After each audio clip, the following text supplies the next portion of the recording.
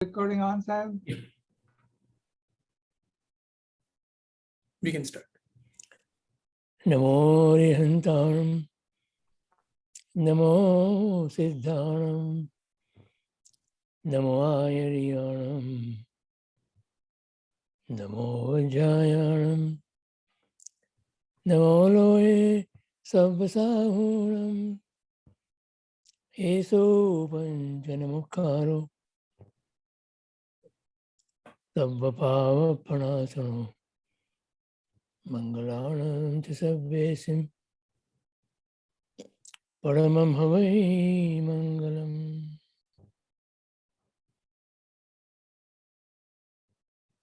Ajnanatimirandhanam Gnananjana-shalakaya Chakshurunmilitam yena Tasmai Shri Gurave Namah.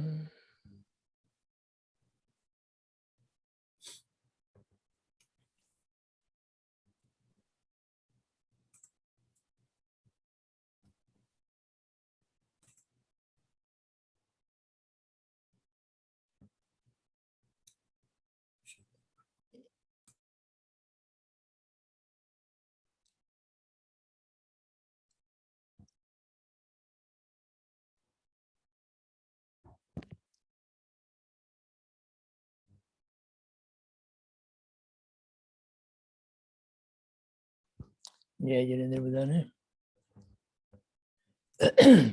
જય જિનેન્દ્ર.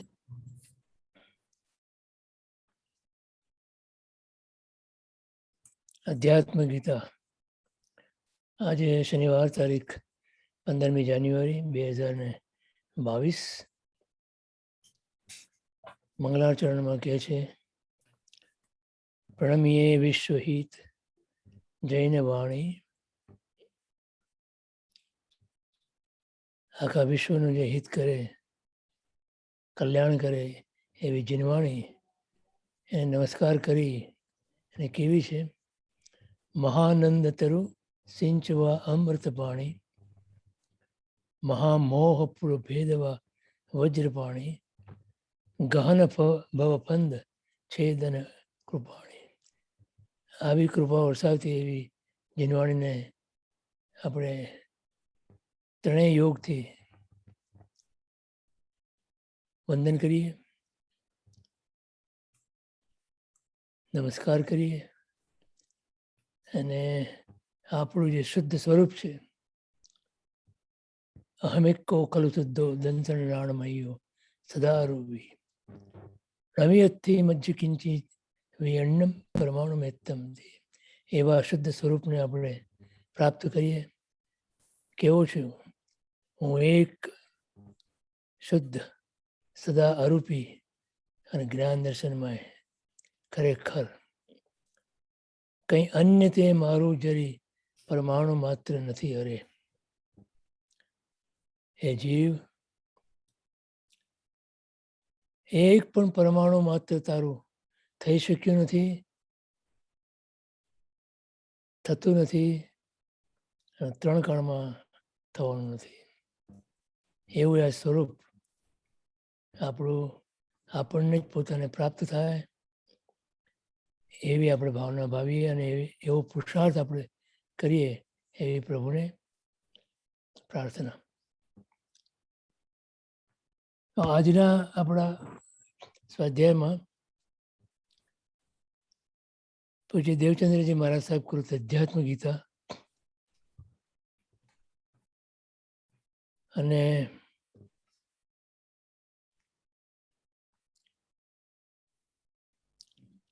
એનું વિવેચન લખ્યું છે પૂજ્ય કલાપુરુષ દાદાએ.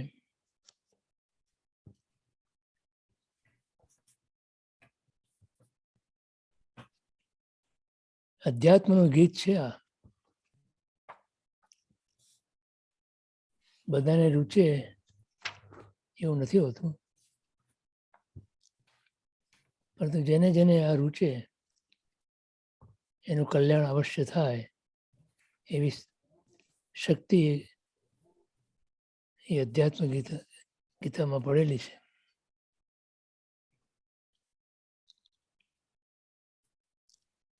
તો શ્રદ્ધા, જિજ્ઞાસા અને સ્થિરતા અને અનાસક્તિ અને ઉલ્લાસ, આટલા પરિબળો આપણને જોઈએ. આપણે ક્યાં સુધી આવે છે? 876, 33rd ગાથા. ત્યાંથી સ્ટાર્ટ કરવું. 73, 76. 76.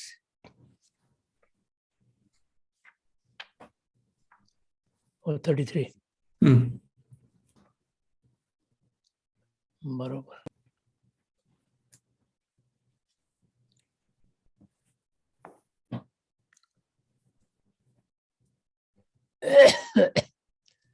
આજે રાકેશભાઈ તમે આવી ગયા છો ને? Yeah, we took it off for missing. હા.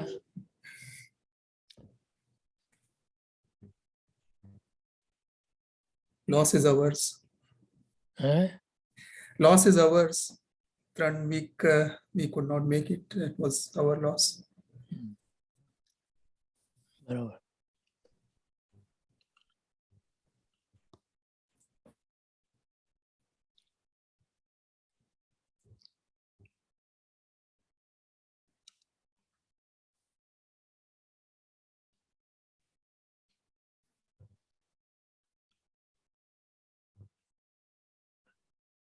તો છેલ્લે આપણે જોયું કે મોહ જતા બધો વિભાવ ગયો સમજો.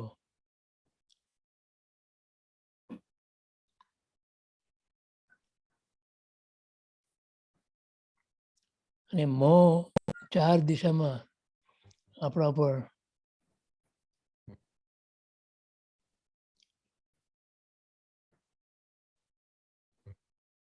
હુમલો કરે છે.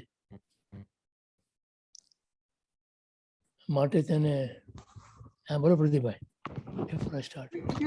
એ પાનાના ને પહેલી લાઈનમાં સિક્સર મારી છે, તો ત્યાંથી શરૂ કરો. ખાલી ચાર વાક્ય વધારે લઈ લેજે આજે. નમતું ન જોખું એ ને? યસ, એ મોટી સિક્સર છે. બરાબર. એટલે ચાર દિશાથી આ મોહ આપણા પર જે હુમલો કરે છે એમાં મોટામાં મોટો હુમલો આવે છે એ માનનો, માન કષાયનો.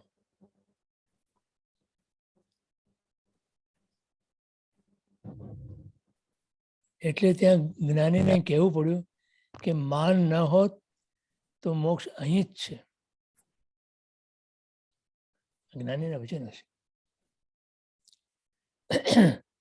હવે તમે જુઓ તો પ્રભુ મહાવીરદેવની 4515 દિવસની સાધનામાં આ એક જ કામ કર્યું પ્રભુએ. શું કર્યું?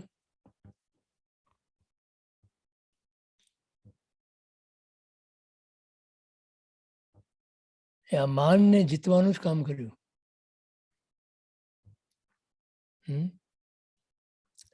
તમે વિચાર કરો, પ્રભુ ધ્યાનમાં ઊભા છે કોઈ ખંડેરમાં. હવે ત્યાંથી કોઈ અનાડી માણસ નીકળે અને કહે કે તું કેમ અહીંયા ઊભો છે? સામાન્ય વિવેક પણ નથી. ત્યારે પ્રભુ મૌનપણે, એ તો બરોબર, મૌનપણે બરોબર, કઈ બોલતા નથી, પણ મનમાં પણ કઈ એવો અંદેશ નથી એમને,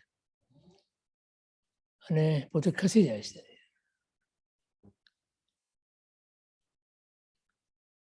હવે તમારું ત્યાં પોતાની જાતને મૂકો, કોઈ કારણ વગર, કોઈ વાંક ગુના વગર તમે કોઈને નડતા નથી, છતાં પણ કોઈ આવીને તમને એમ કહે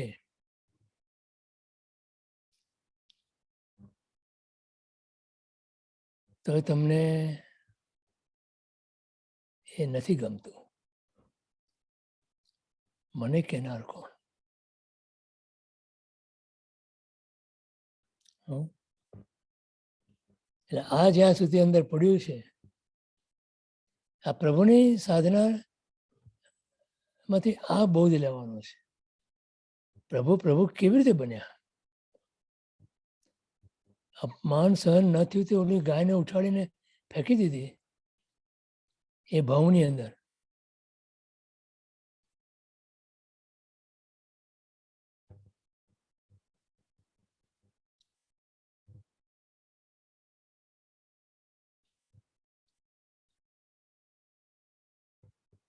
અને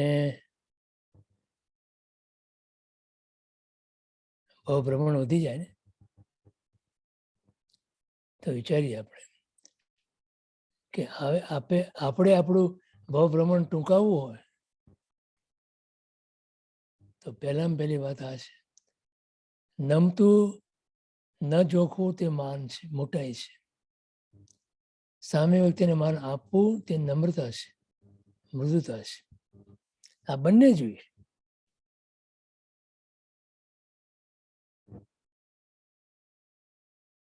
બરોબર.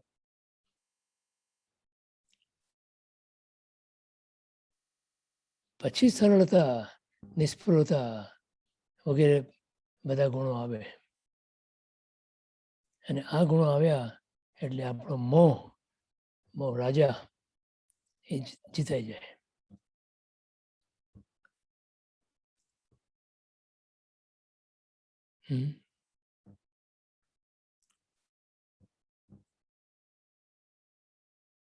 તેના માટે 33મી ગાથામાં શું કહે છે કે ઇમ સ્વાભાવિક થયો આત્મવીર, ભોગવે આત્મસંપદ સુધીર. જેહ ઉદયાગત પ્રકૃતિ વલગી, અવ્યાપક થકો ખેરવે તે અલગી.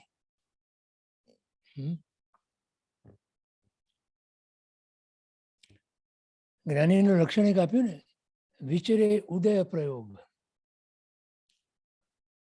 તીર્થંકર પરમાત્મા પણ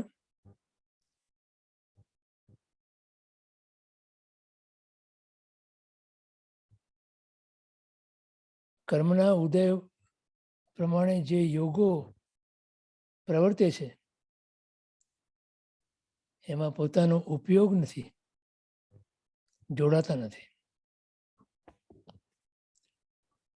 એમ આપણે ધીમે ધીમે આ અભ્યાસ કરવાનો છે.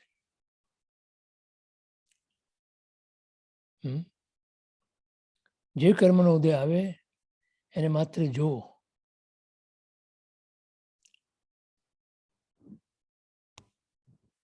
અમારા મોટા બાપુજી એમ કહેતા હંમેશા, ઇવન ધીસ વિલ પાસ.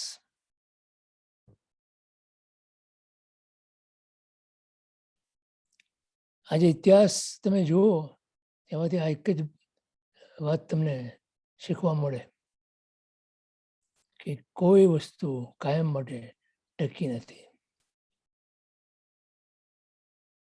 એમ આપણા પણ જે કાલ્પનિક સુખ દુઃખ છે એ પણ કાયમ માટે રહેવાના નથી. Even this will pass.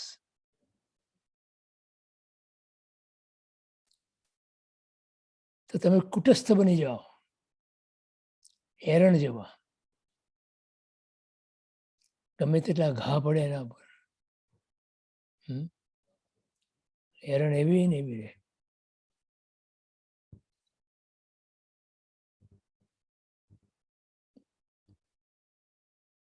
એક અપેક્ષા એક દર્શન કરો, એક દર્શન એને કુટસ્થ નીતિ કહે છે આત્માને. ગમે તેવા કર્મના ઘા પડે એના પર, પણ મૂળ તત્વની અંદર એમાં કોઈ ફેરફાર થતો નથી. એમ ને રહે છે. એમ કે છે હિમ સ્વાભાવિક થયો આત્મવીર. સ્વભાવથી તો જીવ આવો જ છે.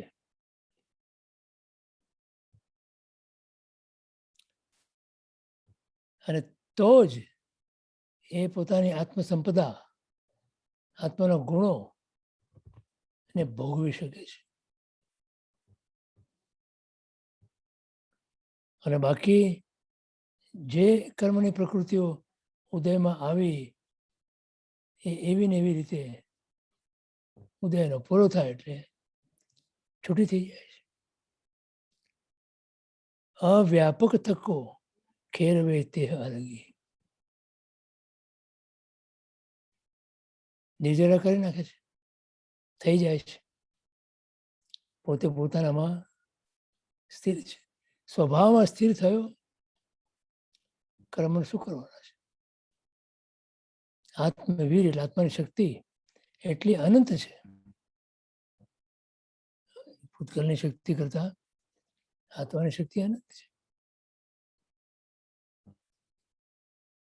કરાપુર મહારાજ સાહેબે એક દ્રષ્ટાંત આપ્યું. એમ સિંહનું બચ્ચું છે ને ઘેટાના ટોળામાં ફસાઈ ગયું છે, બે કર્યા કરે છે. એવી દશા છે આપણી.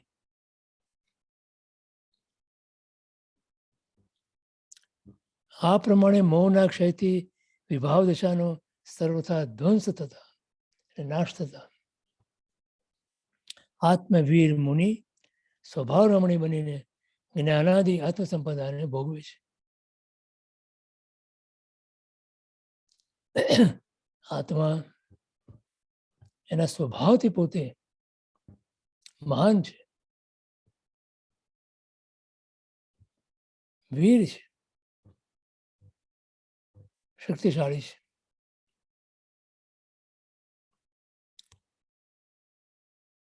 તથા ઉદયમાં આવી પડેલી તે કર્મ પ્રકૃતિઓને અલિપ્તપણે સંભાવે ભોગવી. અહીંયા તો સંભાવે ભોગવી શબ્દ વાપર્યો છે.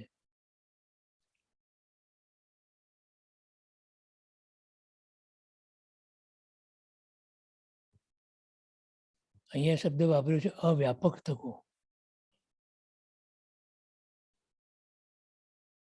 એનો અહીંયા અનુવાદ આ રીતે કર્યો છે, સંભાવ. પોતાનામાં પોતાના આત્મા ઉપર એની કોઈ અસર લેતો નથી, કોઈ પણ કર્મના ઉદયની. પોતે પોતાના સ્વભાવની અંદર સ્થિર થયો છે, એનું નામ સંભાવ. સંભાવનો બીજો અર્થ કંઈ છે જ નહીં. આત્માનો પોતાનો સ્વભાવ એને યાદ આવે છે કે હું તો સમતા સ્વરૂપ છું, સંભાવ સ્વરૂપ છું. એ ડગતો નથી. અને પછી ભળતો નથી. એમાં ઉદયની અંદર પોતાના ઉપયોગને ભળાવતો નથી. એટલે એ કર્મની પ્રકૃતિઓ પાંગળી બની જાય છે, ટકી શકતી નથી, ઊભી નથી રહી શકતી, એટલે જતી રહે છે. આ જ પ્રભુના 12.5 વર્ષના સાધના કાળનું રહસ્ય છે. પ્રભુ અનંતા કર્મોને કેવી રીતે ખેરવ્યા, કેવી રીતે નિર્જરા કરી. કયું શાસ્ત્ર હતું એમની પાસે? તો કે આજ સમતા ભાવ, જે આત્માનો સ્વભાવ, એ પોતે ભૂલ્યા હતા ત્રિપુષ્ટ વાસુદેવના ભાવમાં, એ હવે અહીંયા યાદ આવ્યું.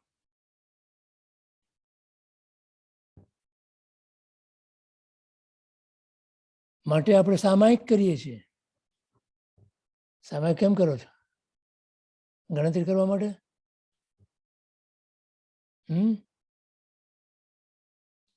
એટલે મારે આટલી સામાયિકની ઓળીઓ થઈ,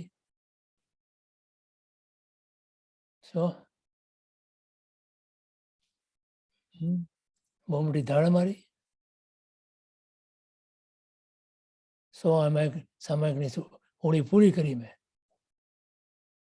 એટલા માટે જગતમાં ડંકો વગાડવા કે આત્મામાં સંભાવ પ્રગટ કરવા, સમતા ભાવ પ્રગટ કરવા, શેના માટે સમાય કરો? આ કાળમાં માત્ર એક જ ચારિત્ર છે 5 ચારિત્રમાંથી, અને તે સામાયિક નામનું. એ સામાયિકથી તરી જવાનું છે. ચારિત્ર ખાલું ધમ્મો, ચારિત્રથી તરવાનું છે. તો આપણી પાસે અત્યારે કયું ચારિત્ર છે? એક જ, સામાયિક. અને એનું નામ સંભાવ. તો જીવનમાં સમતા ભાવ, સંભાવ, સામ્ય ભાવ આવ્યો તો તમારું સામાયિક થયું. જો ના આવ્યો તો હજારો સામાયિક કરો પથરણા ઉપર પાથરીને બેસીને, એક પણ સામાયિક તમારો અંકે ના ગણાય. પછી ભલે તમારે ચોપડીની અંદર લખો, ચોકડા મારો તમે સામાયિકના. સમજાય છે કાંઈ? પ્રદીપભાઈ? પ્રણામ ગણેશભાઈ. વીર પ્રભુ પ્રયોજન ભૂત અનાર્ય દેશોમાં ગયેલા. એ વિચરે ઉદય પ્રયોગથી કંઈક વિશેષ કર્યું એમણે. હા. એનું કેવી રીતે સમજવું? પોતાનામાં આ સંભાવ કેટલો દ્રઢતાથી પ્રગટ થયો છે એની કસોટી તો કરવી પડે ને. અને પોતાના કર્મોને ખપાવવાના હતા. જાગૃત હતા. અહીંયા તો બધા કઈ એટલી એમને જે ઉપસર્ગો કર્યા એ તો પ્રભુને માટે કોઈ બહુ મોટી વાત નથી.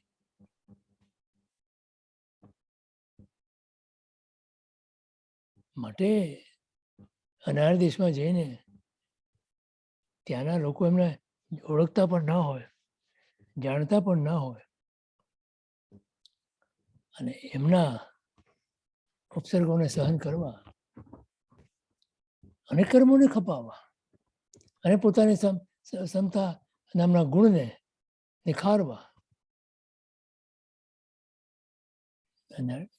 બરોબર. આપણે તો એવું કાંઈ નથી કરતા. આપણે તો બધા બહુ ખમા કરે એવા લોકોમાં રહીને આપણી ક્ષમતા ભાવને ટકાવવાનો છે. ત્યાં નથી ટકતો આપણો ક્ષમતા ભાવ.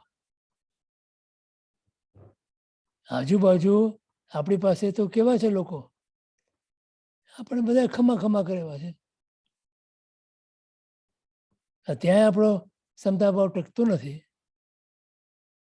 કોઈ એક વેણ કહે, એક વચન કહે તો સહન કરી શકતા નથી. આપણે ક્યાં અનારી દેશમાં જવાની વાત છે? ઇંગ્લિશમાં એક ફ્રેઝ છે, સ્પોઇલ્ડ રોટન. હે? સ્પોઇલ્ડ રોટન. આપણે એવા છે સ્પોઇલ્ડ રોટન. નહીં સમજો ને. સ્પોઇલ્ડ રોટન એવો એક ફ્રેઝ છે ઇંગ્લિશમાં. હી ઇઝ સ્પોઇલ્ડ રોટન એટલે બગડી ગયા છે બધા. હા હા, સ્પોઇલ્ડ રોટન. બરોબર.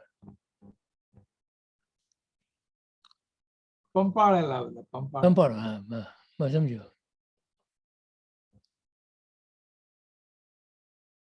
તથા ઉદયમાં આવી પડેલી તે કર્મ પ્રકૃતિઓને અલિપ્તપણે સંભાવે. ખરો શબ્દ છે સંભાવ. એક વખત જીવની અંદર સંભાવ કે ક્ષમતા ભાવ આવે એ જીવ અવશ્ય આગળ વધી શકે.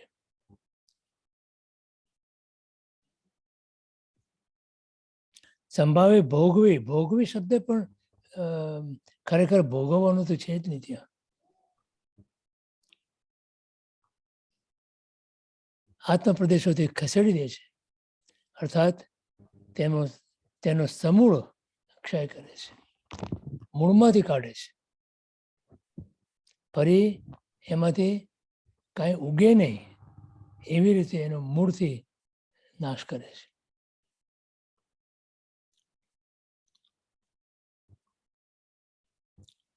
સમજાણું? તો વિવેચનમાં કહે છે કે ઉક્ત પૂર્વ ગાથાના કથન મુજબ મૌનો ક્ષય થતા મુનિનો વીર્ય ગુણ, મુનિના આત્માનો વીર્ય ગુણ અત્યંત ઉલ્લસિત બની જાય છે. તેથી મહાન શૂરવીર સુભટની જેમ સ્વભાવ દશા વિતરાગ દશામાં રમણતા કરતા સ્વજ્ઞાનાદિ ગુણોની સમૃદ્ધિને તે ભોગવે છે.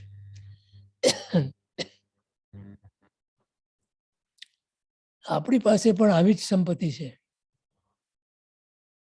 પણ મોંથી આચ્છાદિત થયેલી, મોંથી દૂષિત થયેલી, મોંથી મલિન થયેલી, બુઠ્ઠી થયેલી પડી છે, અંદર કામ નથી આપતી. એને આવા સ્વાધ્યાય સત્સંગ અને તપ જપથી એને ધારદાર કરવાની છે. જો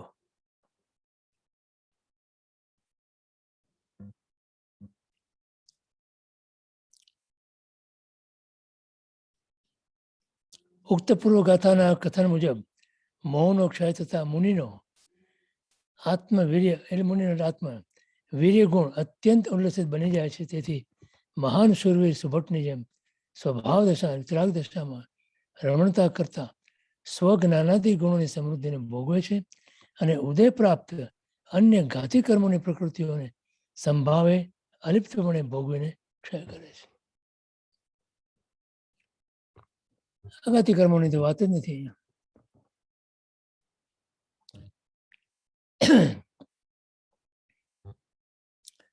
પછી શું થાય છે? તો કે છે પછી યોગી બળવાન બને છે, આત્મસંપત્તિનો ભોગતા. સોરી યોગિનીબેન. હેલો. હા બોલો નેહા. બીજો કોઈ હતો, આઈ મ્યુટેડ ધેમ. હા, by mistake. જેને પ્રશ્ન હાથ ઊંચો કરજો. I think they did not realize they were unmuted. Unmute કરતા પહેલા પ્રશ્ન માટે રેઝ યોર હેન્ડ, આનો તમારો ઝૂમનો, બરાબર. રાકેશ તને પ્રશ્ન છે? હા, આ જે છે કે ઉદય પ્રાપ્ત અન્ય ઘાતી કર્મોની પ્રકૃતિને સંભાવે ભોગવે છે, તો ઘાતી કર્મ લખ્યું છે તો એ કેવી રીતે? એટલે એમ થતું હશે એમને કે લાઈક ક્રોધ ઘાતી કર્મ ધારો કે ઉદયમાં આવે છે, તો એમનો ઉપયોગ તો એમના આત્મામાં જ હશે કે છઠ્ઠા ગુણ સ્થાનકમાં હોય તો કદાચ પ્રભુની વાણીમાં કે સ્વાધ્યાયમાં હશે, તો એમને એનો એક્સપિરિયન્સ પણ થતું હશે કે આ ક્રોધ આવે છે, કે લાઈક ક્રોધ is in a separate track and they are on a separate track.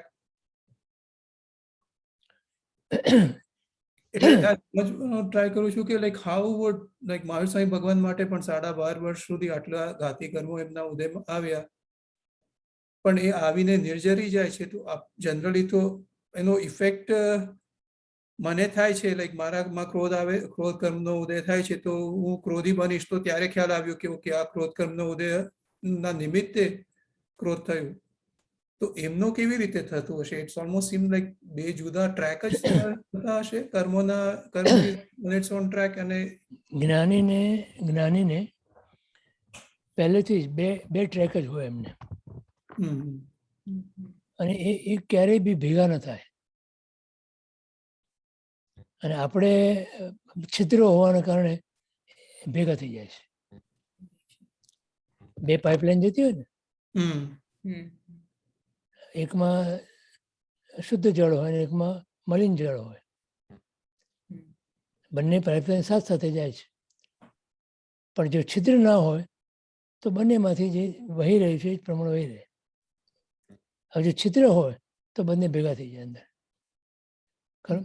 અચ્છા, આપણા વિકલ્પો, આપણું અજ્ઞાન, આપણી મોહદશા એ આ બધા છિદ્રો છે. હમ હમ એટલે ક્રોધનો ઉદય આવ્યો, બરાબર, હમ એટલે મલિન ટ્રેક જે છે એમાં એક છિદ્ર પડ્યું. હવે તમારી શુદ્ધ ટ્રેક જે છે સંભાવની, હમ એમાં જો છિદ્ર ના પડે તો ઓલું છિદ્ર જે પડ્યું છે એની અસર તમને ના થાય. પણ તમારા પોતાના સંભાવની ટ્રેકની અંદર છિદ્ર પડ્યું તો બે મિશ્ર થઈ જાય, તો તમને ઓલી મલિનતાની અસર થાય છે. એટલે પરમાત્માને તો બે ટ્રેક હતી. એક એમનો ઉદયો ચાલતા હતા અને એક બાજુ એમને પોતાની સંભાવની ધારા ચાલતી હતી. તો સંભાવની ધારા એટલી બધી અકબંધ હતી કે એમને કોઈ અસર નહોતી થતી મલિન ટ્રેકને, હમ અને આપણી નથી. આપણે અનાદિકાળના એવા સંસ્કારોને વશ થઈ જઈએ છીએ, એટલે જેવો ઉદય આવ્યો કોઈ પણ કર્મનો, એ ઉદયને જોઈ શકતા નથી આપણે. મૂળમાં આપણે મોટા મોટી જો કોઈ ખામી હોય અથવા તો કોઈ ક્ષતિ હોય અથવા કોઈ નબળાઈ હોય તો એ આ છે કે કર્મના ઉદયને આપણે જોઈ શકતા નથી. જે આપણું જે દ્રષ્ટા ભાવ છે હમ એને આપણે ત્યારે ઉજાગર કરી શકતા નથી. તમે માત્ર દ્રષ્ટા છો, તમે માત્ર દ્રષ્ટા છો. એ ભાવ જે છે એને તમે જેટલો ઉજાગર કરીને દ્રઢ કરો હમ એટલા પ્રમાણમાં તમે એ ટ્રેકને જુદી રાખી શકો. આપણામાં પણ બે ટ્રેક જ છે. એક બાજુનું જ્ઞાનની ટ્રેક છે અને એક બાજુ આ મલિનતાની ટ્રેક છે, અજ્ઞાનની ટ્રેક છે. પણ આપણે મિશ્ર થઈ જાય છે, આપણે એને અલગ નથી રાખી શકતા. એ જ આપણી નબળાઈ છે. તો કેમ? તો કે દ્રષ્ટા ભાવ નથી. તમે જુઓ, તમે કંઈક કરી શકવાના છો નહીં ત્યાં. મૂળમાં શું છે? આપણી જે આ કરવાની જે ભૂમિકા છે ને, હું કંઈક કરી શકું, હું પરમાં કંઈક કરી શકું, આ જે ભૂમિકા આપણે અનાદિકાળથી જે આપણામાં બરોબર બેસેલી છે ને, એમાંથી આપણે મુક્ત થઈ શકતા નથી.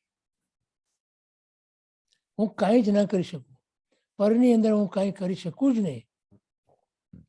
એ કેમ નથી બેસતું? કેમ કે અત્યાર સુધી આપણે પરમાં કર્યું અને એનું પરિણામ આપણે જોયું છે કે મેં કર્યું ને થયું. સાંભળો બરોબર, મેં કર્યું અને થયું. આ ભાવ આપણો દ્રઢ થયો છે. કેમ કે આપણે જોઈએ છે વાસ્તવમાં. ખરેખર એમ છે નહીં. હવે માનવામાં કેમ આવે? હું જોઉં છું કે મેં આ કર્યું અને થયું. ખરું? એટલે આપણે તો દાખલો તો દૂધમાંથી દહીં બનાવવાનો ઘણો આપ્યો છે, પણ બીજા બધા તમે લ્યો. તમે જુઓ, એક વસ્તુ તમે જુઓ, મેં કર્યું આ અને માટે થયું. આ ભાવ તમે આપણો કેટલો ઘૂંટાડે છે. અને આપણો વાંક પણ નથી એમાં, કારણ કે આપણને દેખાય જ છે એમ. માની લો કે મેં આ કંઈથી અહીંયા આ વસ્તુ પડી છે, મેં અહીંથી ઉપાડી અને અહીંયા મૂકી આમ, બરાબર? તો આ મેં કર્યું ને કંઈ, હું જોઈ શકું છું કે મારાથી આ થયું. ખરું કે નહીં? તો મને શું લાગે છે કે મેં કર્યું, બરાબર? હવે હું તમને એમ કહું કે આ તમે કરી શકો જ નહીં, તો તમે માનો? ના માનો ને?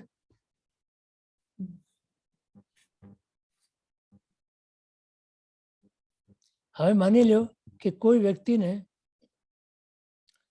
લકવો પડ્યો છે,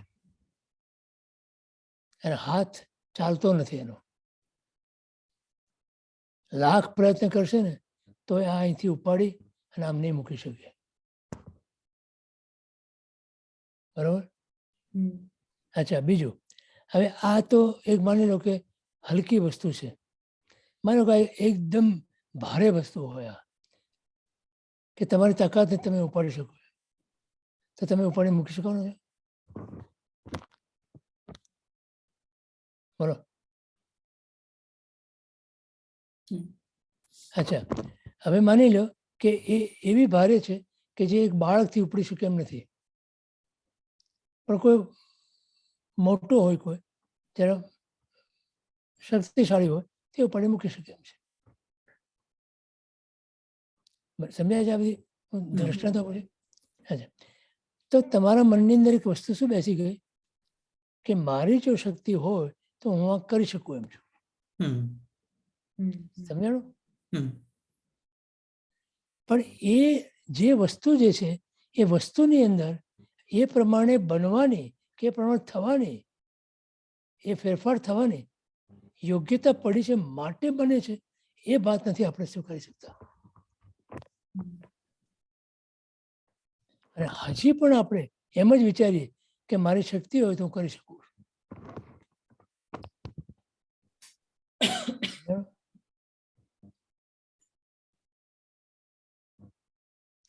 હું માત્ર દ્રષ્ટા છું, હું માત્ર જ્ઞાતા છું, હું કરતા નથી. અને પરનો હું કરતા નથી એ વાત તો બેસતી જ નથી આપણે.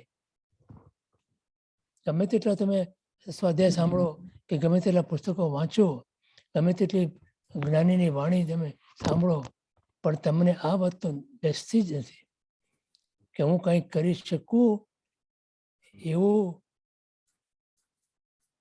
નથી, એવું બેસતું નથી. પરની અંદર હું કંઈક કરી શકું એ ભ્રમ જે છે એ દૂર થતો નથી. કેમ કે વાસ્તવમાં આપણે જોઈએ છીએ કે મેં કર્યું, થયું, મેં કર્યું માટે થયું. પણ ખરેખર એમ નથી. જ્ઞાની એમ કહે છે, ભગવાન એમ કહે છે કે એ સમુચ્ચય યોગ્યતા પ્રમાણે વસ્તુનું પરિણમન છે. આ શબ્દ યાદ રાખો, સમુચ્ચય યોગ્યતા. There is a capability, total capability of that situation. That's the reason why that happens. Otherwise, it cannot happen. It will never happen. હવે આ સમુચ્ચય યોગ્યતા આપણને સમજાતી નથી, અને એ યોગ્યતાને આપણા આત્મા સાથે કોઈ લાગે વળગે નથી. બોલો, તમે માત્ર નિમિત્ત છો એની અંદર, એ આપણે સ્વીકારી શકતા નથી. અને નિમિત્તની હાજરી હોવી જરૂરી છે, આ એક સિદ્ધાંત છે. અને નિમિત્ત કાંઈ કરે નહીં, આ પણ એક સિદ્ધાંત છે. આ બે વસ્તુને ઉતારવી, સમજવી અને સ્વીકારવી અત્યંત દુષ્કર છે, કારણ કે આપણો અનુભવ જુદો છે. બોલો.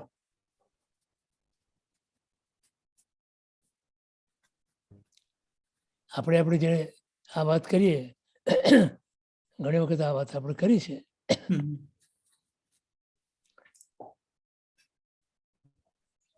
આપણામાં રહેલા રાગ અને દ્વેષ એ વિભાવ છે આપણા, પણ છે આપણા, એક વૈભાવી દશા છે. તો એને તમે અનુભવી શકો છો, ખરું? પણ પર પદાર્થને અનુભવી નથી શકતા, અને આ વાત આપણને બેસતી જ નથી. તમે વિચાર કરો, તમે મોઢામાં કોઈ વસ્તુ મૂકી, તમને સ્વાદ આવે છે, અને કોઈ સ્વાદ જે તમને ગમતો હોય તો એ તમને સ્વાદિષ્ટ લાગે છે. બરાબર, હમ ન ગમતું તો નથી લાગતું. પણ એ તમારો તે વસ્તુ પ્રત્યેના રાગ અને દ્વેષનો તમે અનુભવ કરો છો, એ વાત આપણે સ્વીકારી શકતા નથી. ધારો કે તમને કહેવામાં પડે, તમે સ્વીકારી નહીં શકો. બરાબર, તમે એને જાણી શકો, કારણ કે જ્ઞાન એ આત્માનો સ્વભાવ છે, પણ માણી ન શકો. પર વસ્તુ એ પર વસ્તુ છે.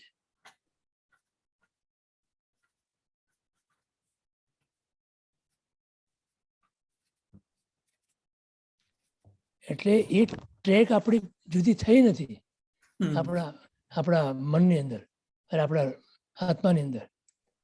એટલે હંમેશા આપણને એમ લાગે કરે કે મેં આ કંઈક કર્યું, મેં આ કંઈક કર્યું, મેં આ કંઈક ભોગવ્યું, મેં આ ભોગવ્યું.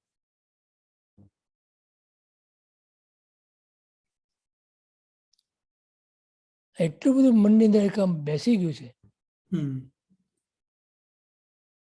કે it is extremely difficult to separate ધેમ.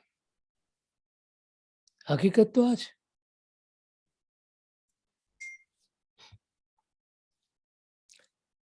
કે દરેક વસ્તુ, દરેક દ્રવ્ય પોતાનામાં ઇનહરન્ટ જે એની કેપેબિલિટી છે, હમ એના સિવાય એ કાંઈ જ ન કરી શકે, કાંઈ થઈ ના શકે. હમ હવે આ વાત આપણે સ્વીકારતા નથી. અને એ જ પ્રમાણે આત્માની અંદર રહેલી ઇનહરન્ટ એની કેપેબિલિટી, યોગ્યતા એની, એ સિવાય એ બીજું કંઈ કરી ના શકે.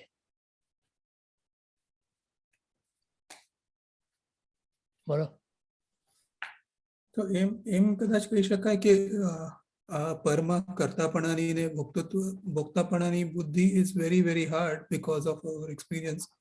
પણ પહેલા એનો પ્રી રેક્વિઝિટ માઇટ બી કે પરમાંથી રુચિ ઓછી થાય અથવા એનો ક્ષય થાય, અને એના માટે સો અગેન ઇટ બોઇલ્સ ડાઉન ટુ કે લાઈક એ જે પર પ્રત્યેનો ઉદાસીનપણું કે નિર્વેદનો ભાવ, વૈરાગ્યનો ભાવ, અને એના માટે પણ કાંઈક અંશે સ્વમાં રુચિ, સ્વનું આકર્ષણ, તો એ બંને ન થાય ત્યાં સુધી આ ટ્રેક જુદા પડશે જ નહીં. તો નહીં, બરાબર છે. એટલે જ આપણે વારંવાર આ વાત કરીએ છીએ કે રુચિ ક્યાં છે આપણી. હમ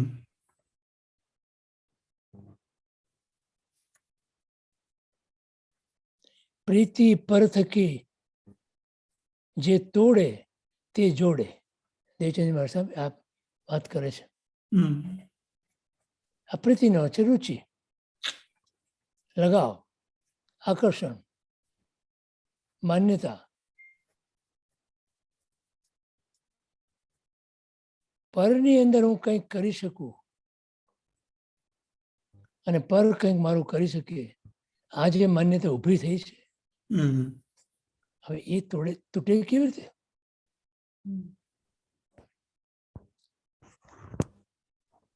કેમ કે આપણો અનુભવ જુદો છે. અને બીજું એક વસ્તુ એ છે, આપણો અનુભવ is based on our experiences. અનાદિના અનુભવો જે છે ને, હમ એના ઉપરથી આ અનુભવનું તારણ આ નીકળે છે આપણામાં.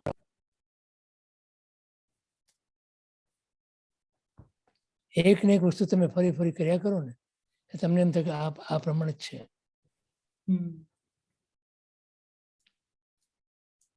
એક સંસ્કાર એવો પડી ગયો છે આપણા આત્મામાં કે હું પરમાં કંઈક કરી શકું. કેમ કે અત્યાર સુધી કરતા આવ્યા છે અને માનતા આવ્યા છે, કારણ પરિણામ દેખાય છે આપણને. એની પાછળ જે સિદ્ધાંત રહેલો છે એ નથી સમજાતો.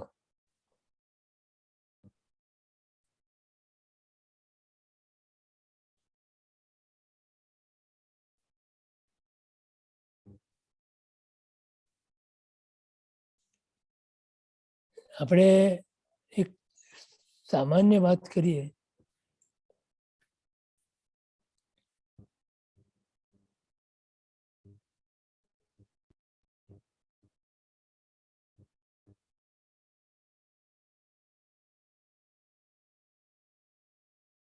તમારા જીવનની અંદર તમે વિચારો ને કે જે દ્રશ્યમાન જગત છે ને આ સિદ્ધાંત પૂર્વના દાર્શનિકોમાં જ્યારે આમ ઘોળાતો હતો અને એનું જે તારણ અમુક જે અન્ય દર્શનવાળા પૂરેપૂરું ન કરી શક્યા, ત્યારે એમણે એક સિદ્ધાંત એ તારવ્યો કે બ્રહ્મ સત્ય, જગત મિથ્યા. એટલે બીજું એમણે શું તારણ કર્યું કે આ જગતમાં જે દેખાય છે એ માયા છે. માયા એટલે ભ્રમજાળ, સત્ય નથી. સત્ય તો કેવળ તારો આત્મા છે.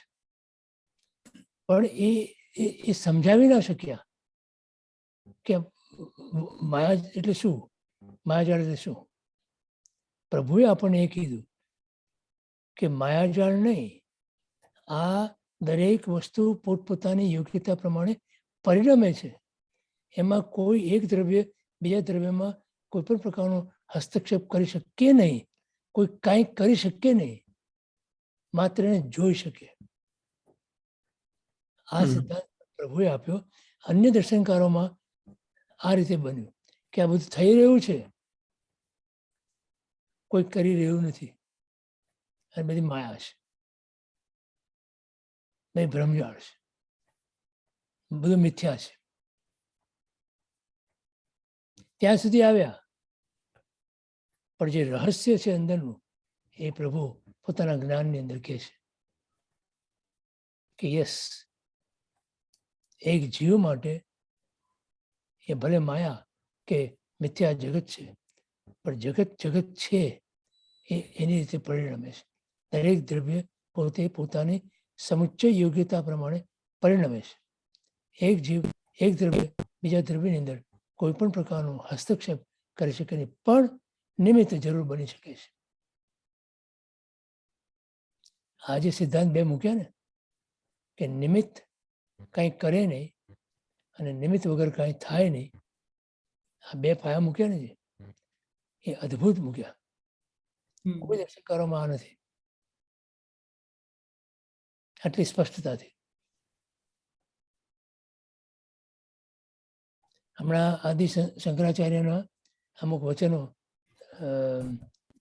વિવેક ચોરામણી નામના ગ્રંથમાં એમણે આપ્યા છે.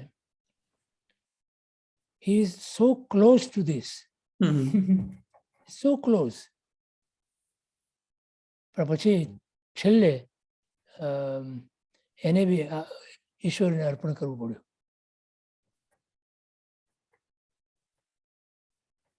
આત્માનું સ્વરૂપ બહુ સરસ બતાવ્યું. સ્વતંત્રપણે આત્માનું સ્વરૂપ અદ્ભુત બતાવ્યું એમણે આદિ શંકરાચાર્ય. પણ ઇન્ટરેક્શનની અંદર, ઇન્ટરેક્શનમાં જે પ્રભુનું જેટલું ક્લિયર કટ છે એટલું ક્લિયર કટ એમનું નથી.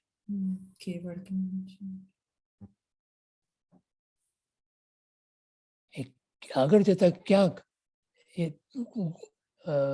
ચૂકી જાય છે અથવા તો રહી જાય છે. He is not able to go right through it. So that's the limitation of buddhi. That's the limitation. પ્રભુનું કેવળ જ્ઞાન અનલિમિટેડ, અને આ જ્ઞાન હતું શુદ્ધ જ્ઞાન, મતિ જ્ઞાનનું પરાકાષ્ઠા. પણ જરાક ઓછું એમાં આટલે સુધી આવ્યા. બહુ અદ્ભુત છે. આપણે એમ લાગે કે હમણાં જ પામ્યા, હમણાં જ થશે, પણ ત્યાં ચૂકે છે, ત્યાં રહી જાય, અટકી જાય રાધર. અને ત્યાં જ એમને બોલવું પડ્યું નેતિ નેતિ, ક્યાંથી બિયોન્ડ કાંઈ નથી. there is nothing beyond this. ખ્યાલ આવે? એટલે જો આપણે આ સિદ્ધાંતને બરોબર અંદર સમજી અને સ્વીકારી શકીએ કે દરેક દ્રવ્ય પોતાની સમુચ્ચય યોગ્યતા પ્રમાણે પરિણમે છે, એમાં અન્ય દ્રવ્ય એમાં નિમિત્ત બની શકે પણ કરતા ન બની શકે, તો આપણા બધા જ પ્રશ્નો ઉકલી જાય. તમે માત્ર દ્રષ્ટા છો, તમે માત્ર જ્ઞાતા છો, એ સિવાય તમે કરતા નથી. તમે કરતા છો પણ તમે તમારા સ્વભાવના કરતા છો. માટે શ્રીમદજી 493 આ 3 કરતાપણો બહુ સ્પષ્ટપણે બતાવ્યું. 3 પ્રકારે પ્રભુએ કરતાપણું બતાવ્યું, એમણે વિસ્તાર કર્યો ત્યાં.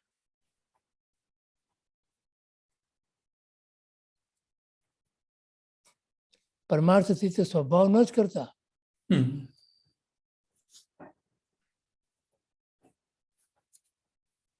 અને એક અદ્ભુત વાત તો ત્યાં એ કરી કે તમે પહેલું સમજો અને ત્રીજું સમજો, પણ વચનું જે બીજો નંબરનું છે એ બહુ અદ્ભુત રીતે એમને સમજાયું.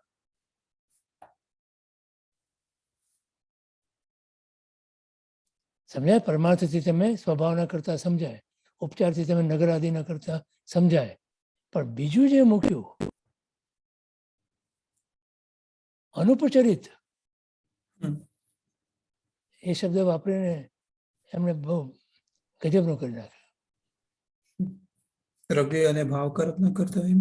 It's not ઉપચાર and at the same time it's not પરમાર્થ, and still it happens is વાસ્તવિક કર્મનો કરતા. તમે તમારા કર્મનો કરતા બનો છો અને ભોગતા બનો છો. નહીં તો તમે how can you explain that? You can't explain that. આ જો વચલું પદ ના મૂક્યું હોય તો કાં તો તમે એક બાજુ ખેંચાઈ જાઓ નિશ્ચયમાં, કાં તો તમે બીજી બાજુ ખેંચાઈ જાઓ વ્યવહારમાં. મેળ જ ના પડે.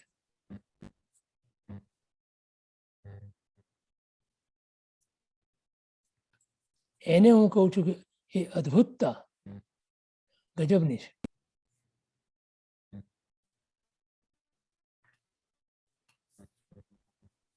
નથી તે પરમાર્થ, નથી તે વ્યવહાર. થર્ડ થિંગ જે આપણને જનાદિકાળથી જે ભ્રમણા ઊભી કરાવી છે, કરતાપણાની, ભોગતાપણાની, એ આ બીજું પદ છે, બીજો મુદ્દો છે. કેમ કે એ અનુપચરિત છે, જણાવવા યોગ્ય છે, વાસ્તવિક છે, છતાં સત્ય નથી. એ ગજબની વાત છે.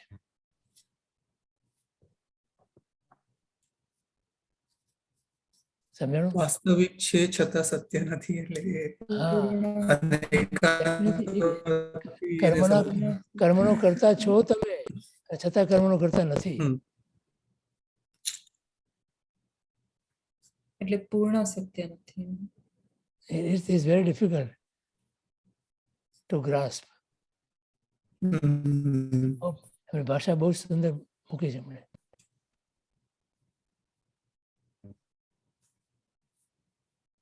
તો તમે એમ કહી શકો ને કે કર્મનો કરતા હું કેવી રીતે બનું? પછી કર્મ અલગ વસ્તુ છે, જડ વસ્તુ છે, હું અલગ વસ્તુ. ત્યાં એમને મૂક્યું છે એ ઉપચારિત નથી, અનુપચારિત છે, વાસ્તવિક છે. અને માટે તમે એ કર્મના ભોગતા પણ છો. એટલે તમે કહો ને તમે પરમાર્થ તો સ્વભાવનો કરતા છો. કર્મનો કરતા કેવી રીતે બનવું? કર્મ તો અલગ વસ્તુ, જડ વસ્તુ છે. એ જે કીધું ને બિગનિંગમાં આપણે કે આ બે સેપરેટ ટ્રેક છે પણ આપણા વિકલ્પ આર એક્ટિંગ એઝ કનેક્ટર. હા, એ જોડે છે કોણ? વિકલ્પ yeah. A- Yeah, A- it's easy to say now, but હા, એ સમજાય તો બધું સમજાઈ જાય, એના જેવું છે. એટલે ત્યાં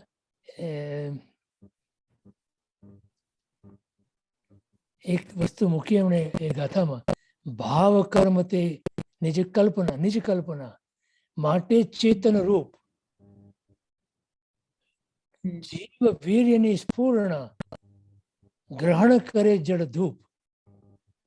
એક બાજુ જડ એવા કર્મો છે, એક બાજુ ચેતન છે, બેનું થાય છે કે ભેગા. એટલી અદ્ભુત વાત કરી છે. so, nij kalpana is nothing but vikalp. હા, તું વિકલ્પ કર તો આ જડ એવા કર્મો પણ તને એ તારી જે વિકલ્પ છે એ એને ખેંચી લઈ આવે છે. અને તારો સ્વભાવ નથી, માટે તું સ્વભાવનો કરતા નથી બનતો, પણ એ જડ કર્મનો એમાં તારું જીવ વીર્ય, તારું ચેતન, તારી શક્તિ તેમાં તું નાખે છે, માટે બંધાય છે.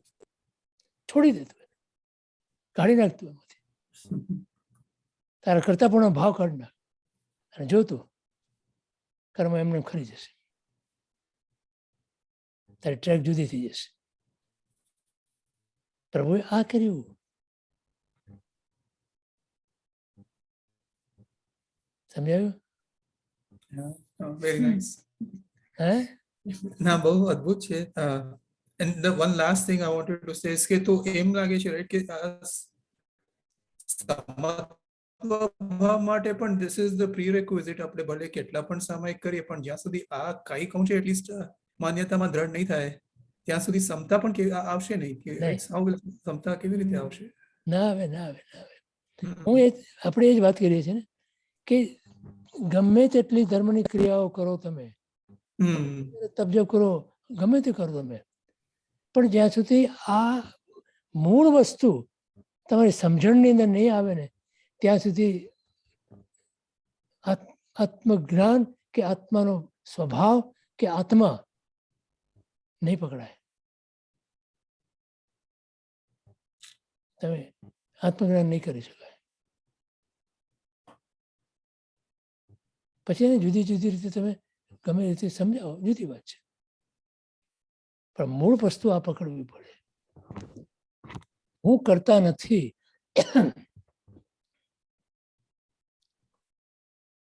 એટલે જે ભક્ત છે ને એ પ્રભુને મૂકી દે ત્યાં, પ્રભુ જ કરતા છે બધા. એ શા માટે કરે છે? પોતાના કરતાપણાના અહંકારને તોડવા માટે. એવી માને છે, એને ખબર છે પ્રભુ એ અન્ય દ્રવ્ય છે, અન્ય દ્રવ્ય બીજા દ્રવ્યની અંદર કોઈ હસ્તક્ષેપ કરી શકે નહીં, છતાં કેમ માને છે? આમ ગુરુ કરે છે, ભગવાન કરે છે, કેમ માને છે? મારો અહંકાર તોડવા માટે.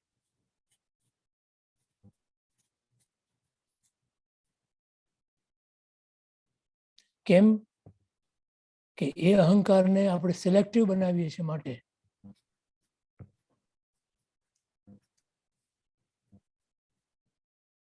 સિલેક્ટિવ એટલે સારી વસ્તુ થાય તો મેં કર્યું અને ખોટી થાય તો બીજા. એ સામાન્ય વાત છે.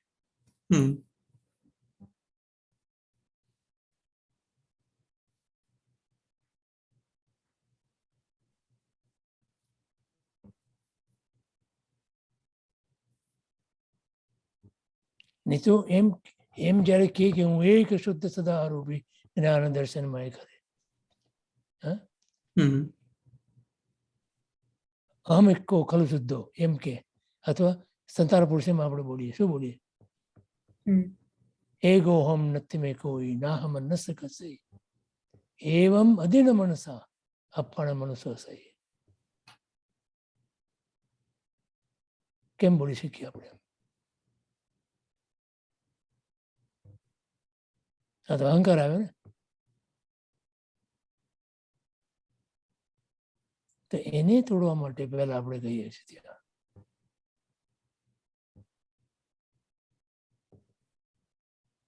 શેના માટે કહીએ છીએ? એગો મેં શાસવ અપ્પા નાણ દર્શન સંજો શેષા મેં બાહિરા ભાવા સબ્બમ સંજોગ લક્ષણા. એટલા માટે આ બોલીએ છીએ. નહીં કે મારા અહંકારને ઉભારવા માટે. કેમ? તે સંજોગ મૂળા જીવીણ પત્તા દુઃખ પરંપરા. એટલા માટે આ સંજોગોને હું છોડું છું. દુઃખની પરંપરા સર્જે છે.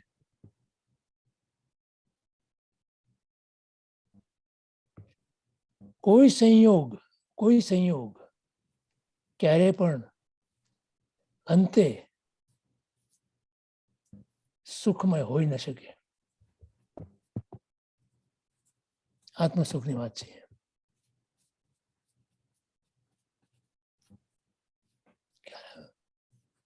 છેલ્લે તો એ ગમે તેવો સંજોગો એ છોડવો જ પડે.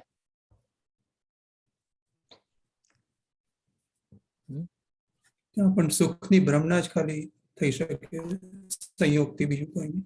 રાઈટ? બરોબર. હા, થેન્ક યુ. બરાબર પ્રદીપભાઈ.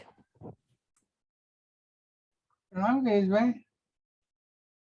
એક તરફ આપ શ્રી કહો છો કરેક્ટલી કે બધું તમારા ગુરુદેવ પાસેથી જ આવે છે એટલે તમે કરતા નથી, અને બીજી બાજુ અજ્ઞાની જીવો મારા જેવા પોતાને કરતા બનાવી દે છે.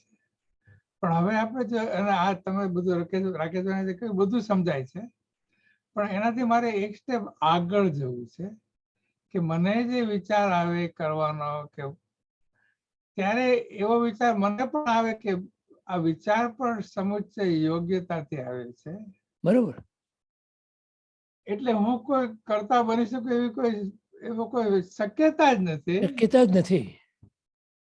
અને એ રીતે હું કરતા પણ નથી છૂટી શકું. રાઈટ. એટલે ગુરુદેવ કહેતા હોય છે ઘણી વખત કે તમને જે વિચાર આવે છે ને એ વિચાર પણ તમારો નથી. રાઈટ, તમે પણ ઘણી વાર કીધું છે. હા. અને હવે હું માનવા લાગ્યો છું એને. એમ જ છે. Yes yes. પણ ત્યાં મારે એક પળ થોભીને એ વિચાર કરવાનો છે તો હું મારું કરતા પણ બહુ મન થઈ જાય ત્યાં. ઓકે. હા. 569 શ્રીમદજીએ લખ્યું સર્વ ક્લેશ અને સર્વ દુઃખથી મુક્ત થવાનો એકમાત્ર ઉપાય આત્મજ્ઞાન. યસ. અને એ આત્મજ્ઞાન આત્મવિચાર વગર પ્રગટ થતું નથી. તો વિચાર તો છે જ. આત્મવિચાર. યસ. અને એના માટેના બે ઉપાયો બતાવ્યા.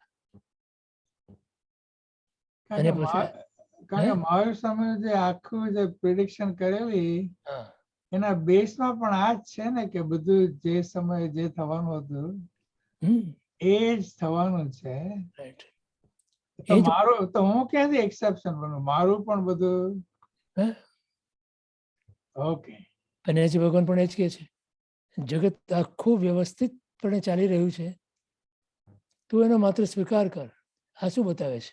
પણ એ જગતમાં હું અને મારા વિચારો પણ આવી જાય. હા હા. યસ. એબ્સોલ્યુટલી. ઓકે. મહેન્દ્રભાઈ પ્રશ્ન હતો કેમ વચમાં? મહેન્દ્રભાઈ આવ્યા ને ગયા. મહેન્દ્રભાઈ આભાર ગિરીશભાઈ. જી. તમે છો મહેન્દ્રભાઈ કે ગયા? એને કદાચ ઉભા થવું પડ્યું હોય. પછી વચમાં યોગીનીનો કઈ પ્રશ્ન હતો? ના, હું છું. પ્રણામ ગિરીશભાઈ. હા બરોબર. તમે આગળ તો કરો એટલે તમે જગ્યાએ સારી જગ્યાએ આવી જશો. અને બોલો. આપણે જે સમુચ્ચય યોગ્યતાની વાત કરી ને એને અને 5 સમવાયને કોઈ સંબંધ ખરો? હા. એ બંને એક જ થાય? ના, એક જ નહીં. એક જ નહીં, એક નિમિત્ત છે અને આ જે છે સમુચ્ચય યોગ્યતા એનું ઉપાદાન છે. બરાબર.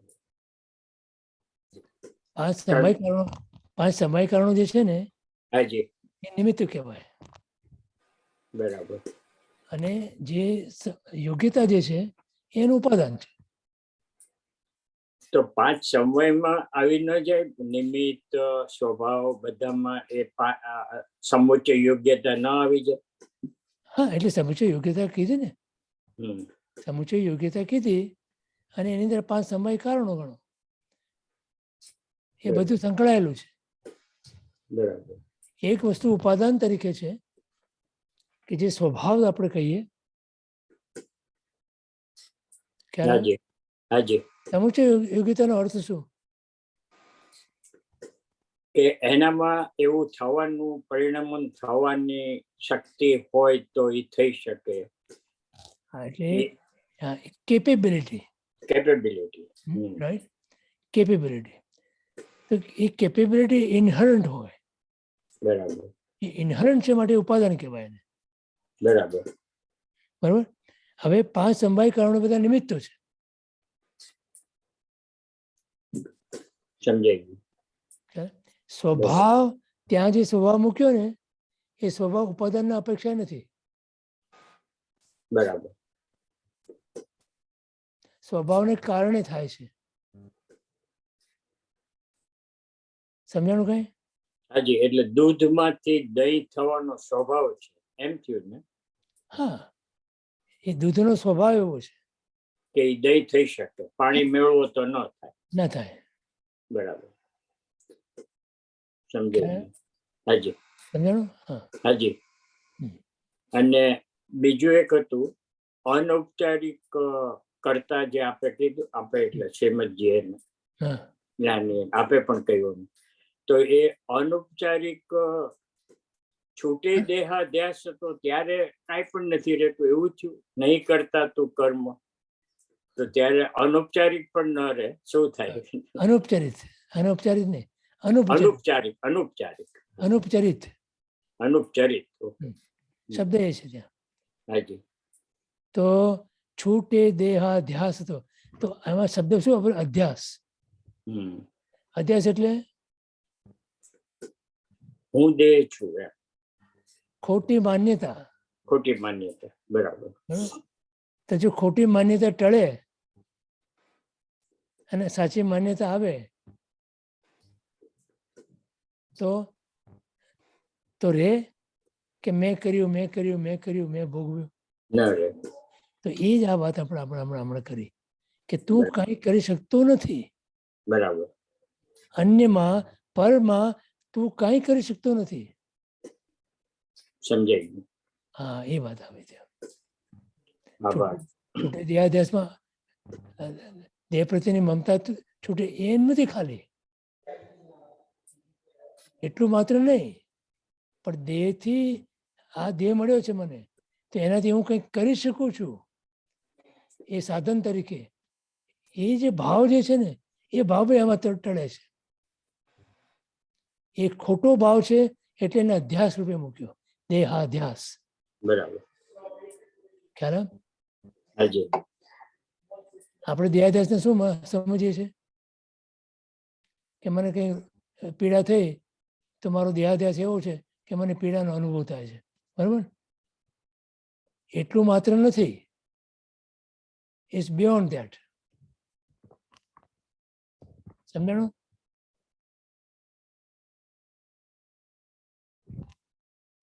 આભાર ગિરીશભાઈ. જી.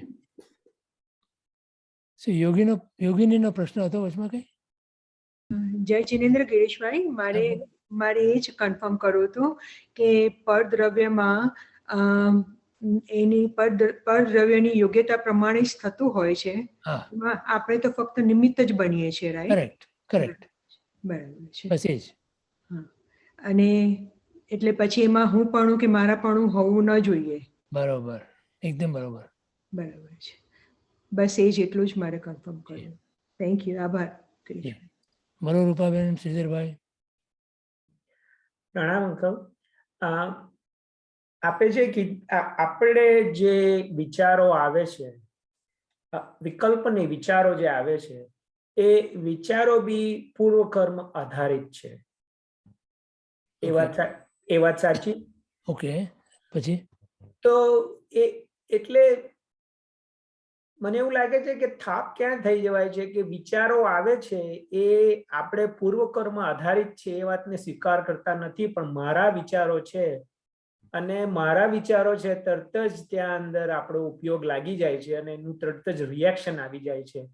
એટલે આપે જે કીધું કે જો એક વાતનો જો આપણે અંદરથી સ્વીકાર કરીએ કે આ વિચારો બી પૂર્વ કર્મ આધારિત છે અને મારાપણું એમાં નથી, તો that seems to be the key where તમારે આગળનો જે શૃંખલા ચાલે છે તમે અટકાવી શકો. હા, ઉપાય તરીકે તમે કરી શકો, બરોબર છે. કર્મને ત્યાં આધાર આપી અને તમે તમારી પોતાની જવાબદારીથી મુક્ત થઈ શકો છો. કારણ કે આમ પ્રેક્ટિકલમાં પરિસ્થિતિ ઊભી થાય છે ત્યારે થોડો આપણને સ્વીકાર આવી ગયો છે કે આ પરિસ્થિતિ કર્મજનિત છે, માટે એનો સ્વીકાર એ વખતે થાય છે. પણ વિચાર એ કર્મજનિત છે, હજી એ સ્વીકાર નથી થતો, એને હિસાબે આપણે ભૂલ થઈ જતી હોય છે. અને એની ઉપર જો આપણે બરાબર એ વખતે યુ પોઝ એન્ડ તમે જો એ રીતે વિચાર કરી શકો, આપણે કીધું એમ, તો કદાચ આપણું કામ થોડું સરળ. વિચાર કર્મજનિત કરતા સંજ્ઞાવશ છે અને માત્ર સંજ્ઞી પંચેન્દ્રિય જીવોને જ વિચાર આવે. બરાબર. અને સંજ્ઞા એ અનાદિકાળના સંસ્કાર જે જીવ પર પડ્યા છે એને કારણે કોઈ પણ એક નિમિત્ત સામે આવે અને એને અનુલક્ષીને જીવની અંદર વિચાર ઉત્પન્ન થાય છે. એ મતિ જ્ઞાનનો એક ભાગ છે વિચારે. એટલે હા, કર્મના ઉદય પ્રમાણે બરોબર છે, પણ એક કરતા વિશેષ એના આત્મામાં પડેલા સંસ્કાર જે છે અનાદિકાળના, એ પણ ત્યાં કામ કરે છે. એટલે એક જ વિચારમાં બે જુદી જુદી વ્યક્તિનો પ્રતિભાવ જુદો હોય છે, એ સંસ્કાર હોય છે. હા, અને એ સંસ્કાર, સંજ્ઞા અને કર્મનો ઉદય, આ બધી વસ્તુઓ ભેગી થાય ત્યાં. અને જીવની પોતાની અજાગૃતિ વિશેષપણે ત્યાં ભાગ ભજવે છે. હવે વિચાર વખતે જો જીવ જાગૃત થઈ જાય તો એ વિચારને પણ જોઈ શકે અને જુદા કરી શકે પોતાનાથી. એટલે વિચારમાં ભળી જાય અને વિચાર એ મારો વિચાર એમ જ્યારે થઈ જાય ત્યારે મુશ્કેલી શરૂ થઈ જાય.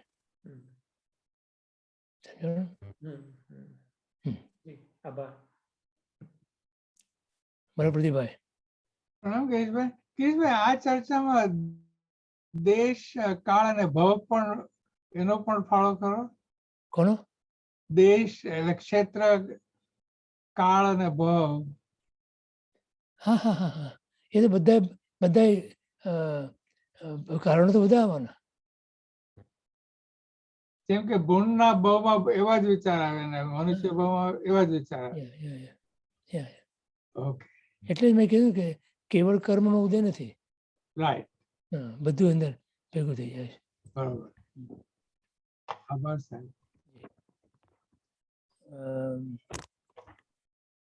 બોલો રાકેશ. હા, બે વસ્તુ હતી. ક્લેરિફિકેશન જોતું હતું. આ પાંચ સમવાય કારણમાં યુ સેડ કે સ્વભાવ ઇઝ નોટ ઉપાદાન. આઈ વોઝ થિંકિંગ કે ત્યાં સ્વભાવ ઇઝ સેમ એઝ ઉપાદાન. તો એ ત્યાં કેવી રીતે સમજવાનો સ્વભાવને? 5 સમયકારણોની અંદર સ્વભાવ પણ કંઈક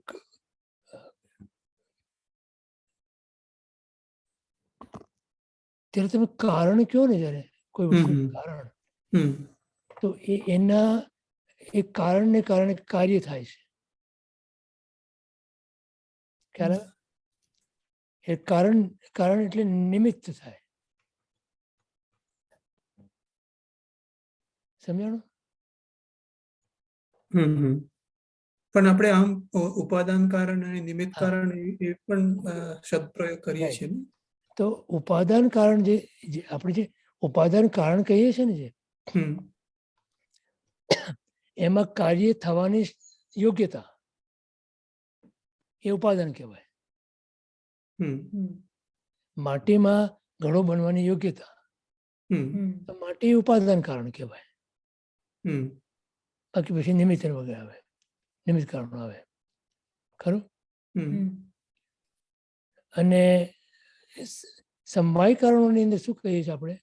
સમવાય કારણોનો અર્થ શું કરવા છે? સમવાય કારણો બધા સમવાય કારણો એમાં સ્વભાવ આવે ને, તો કારણરૂપ આવ્યું ને. સ્વભાવ આવે, નિયતિ આવે, કાળ આવે, આ બધા. તો એ બધાને તમે ઉપાદાન અને નિમિત્ત રૂપ જુદા નથી કરી શકતા.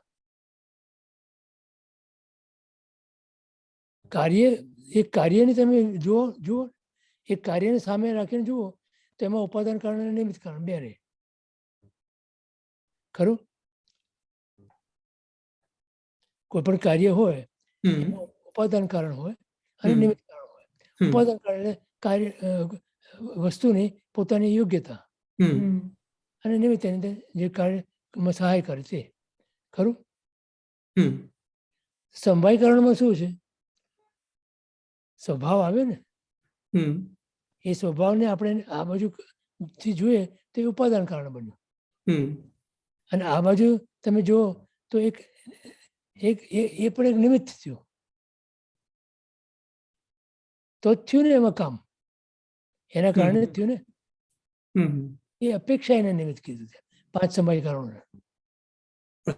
કોઈ પણ કાર્યની પૂર્તિ માટે આ જોશે. હા, one of the factors, એટલે એ રીતે એ એ નિમિત્ત છે. અપેક્ષા એને કીધું છે. બાકી સ્વભાવ એ ઉપાદાન છે, અને બાકીનું બધું જે નિમિત્ત છે એ નિમિત્ત છે. એના કારણે એ કાર્ય થાય છે. પણ when you are talking about સમવાય કારણો, તો સમવાય કારણોનો અર્થ જ એ છે ને એક સાથે એમાં રહેલા છે. તો હવે એક સાથે રહેલા છે તો ઉપાદાન પણ કહેવાય અને નિમિત્ત પણ કહેવાય. તો કાર્ય જેમાં થાય છે ઉપાદાન, એના કારણે થાય છે નિમિત્ત. બંને વસ્તુ બની ને, એ અપેક્ષા છે. Okay. અને I think you were about to say that 569 પત્રાંકમાં કે આત્મજ્ઞાન માટે આત્મવિચાર અને આત્મવિચાર માટે બે વસ્તુ એમને કીધી. તો I think ત્યાં પછી somebody interrupted, તો એ પૂરું નહીં થયું. I was curious about that. એના માટે બે વાત મૂકીને હમણે.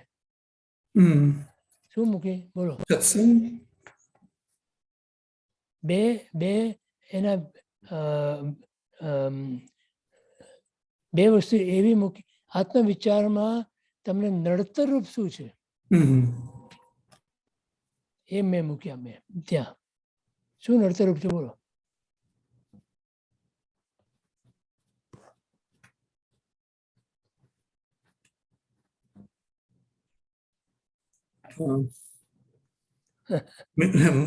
મિથ્યા ભ્રમ. તમને આત્મવિચાર ન કરવા દેવામાં શું નડે છે?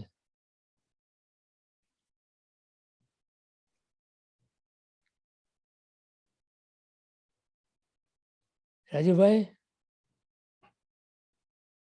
ખબર છે? પ્રણામ ગિરીશભાઈ. રાગ અને દ્વેષ. ના એમ નથી. આ સત્સંગ અને અસત પ્રસંગ. બે વસ્તુ મૂકીએ ત્યાં. અનાદિકાળની સંજ્ઞા નહીં, અસત્સંગ અને અસત પ્રસંગ.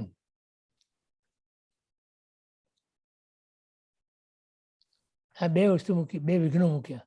હમ. અસત્સંગ એટલે ખ્યાલ આવ્યો? હે?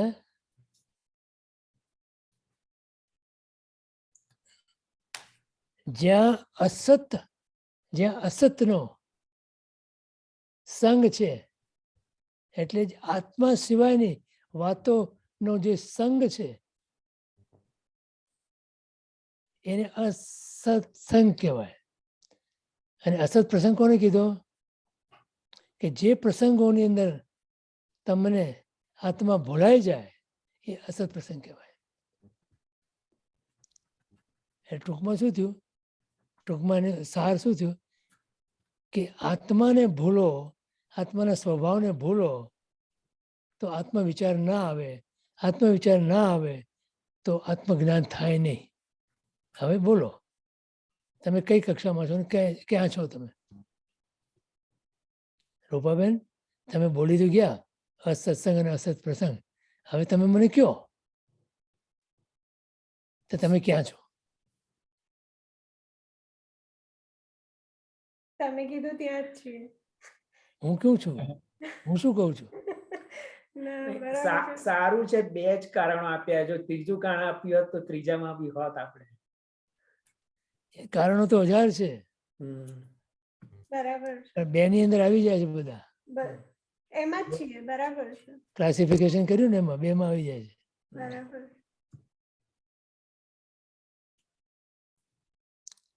બોલો બોલો રાજુભાઈ. પ્રણામ ગિરીશભાઈ. આ એટલું બધું આજનું જે એક્સપ્લેનેશન જે તમે કર્યું છે, ખરેખર આમ ખૂબ જ અંદરમાં ઉચાટ અનુભવાય છે. તો એક પદ યાદ આવે છે કે જળ જગતના અનાથ બનીને સ્વનો નાથ બની રહે તું. એટલે આ બધું જ જે આપ વર્ણવી રહ્યા છે બધું સંપૂર્ણ જળ જગતની જ વાતો છે. બધી વિચાર પણ જળ છે, વિચારો આવવા એ પણ જળ છે. હવે એના માટે જે આપ કહો છો કે જો વિચારો જડ છે એમ નહીં સાવ. ત્યાં એટલા માટે કીધું, જો ભાવ કર્મ નિજ કલ્પના માટે ચેતન રૂપ આ વિચાર છે ને એ પણ ચેતન છે, જડ નથી.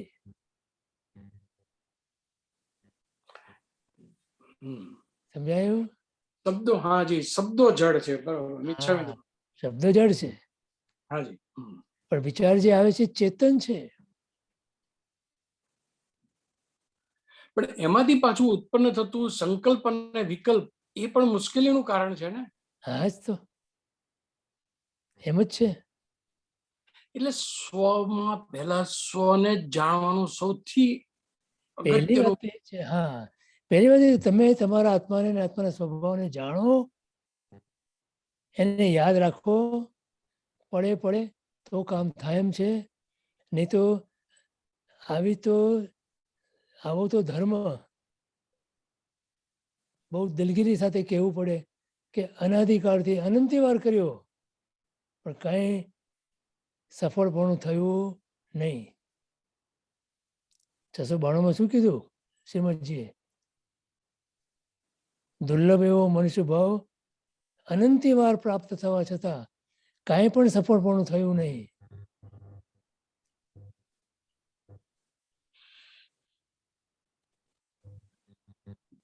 અને એની સફળતા ક્યાં છે?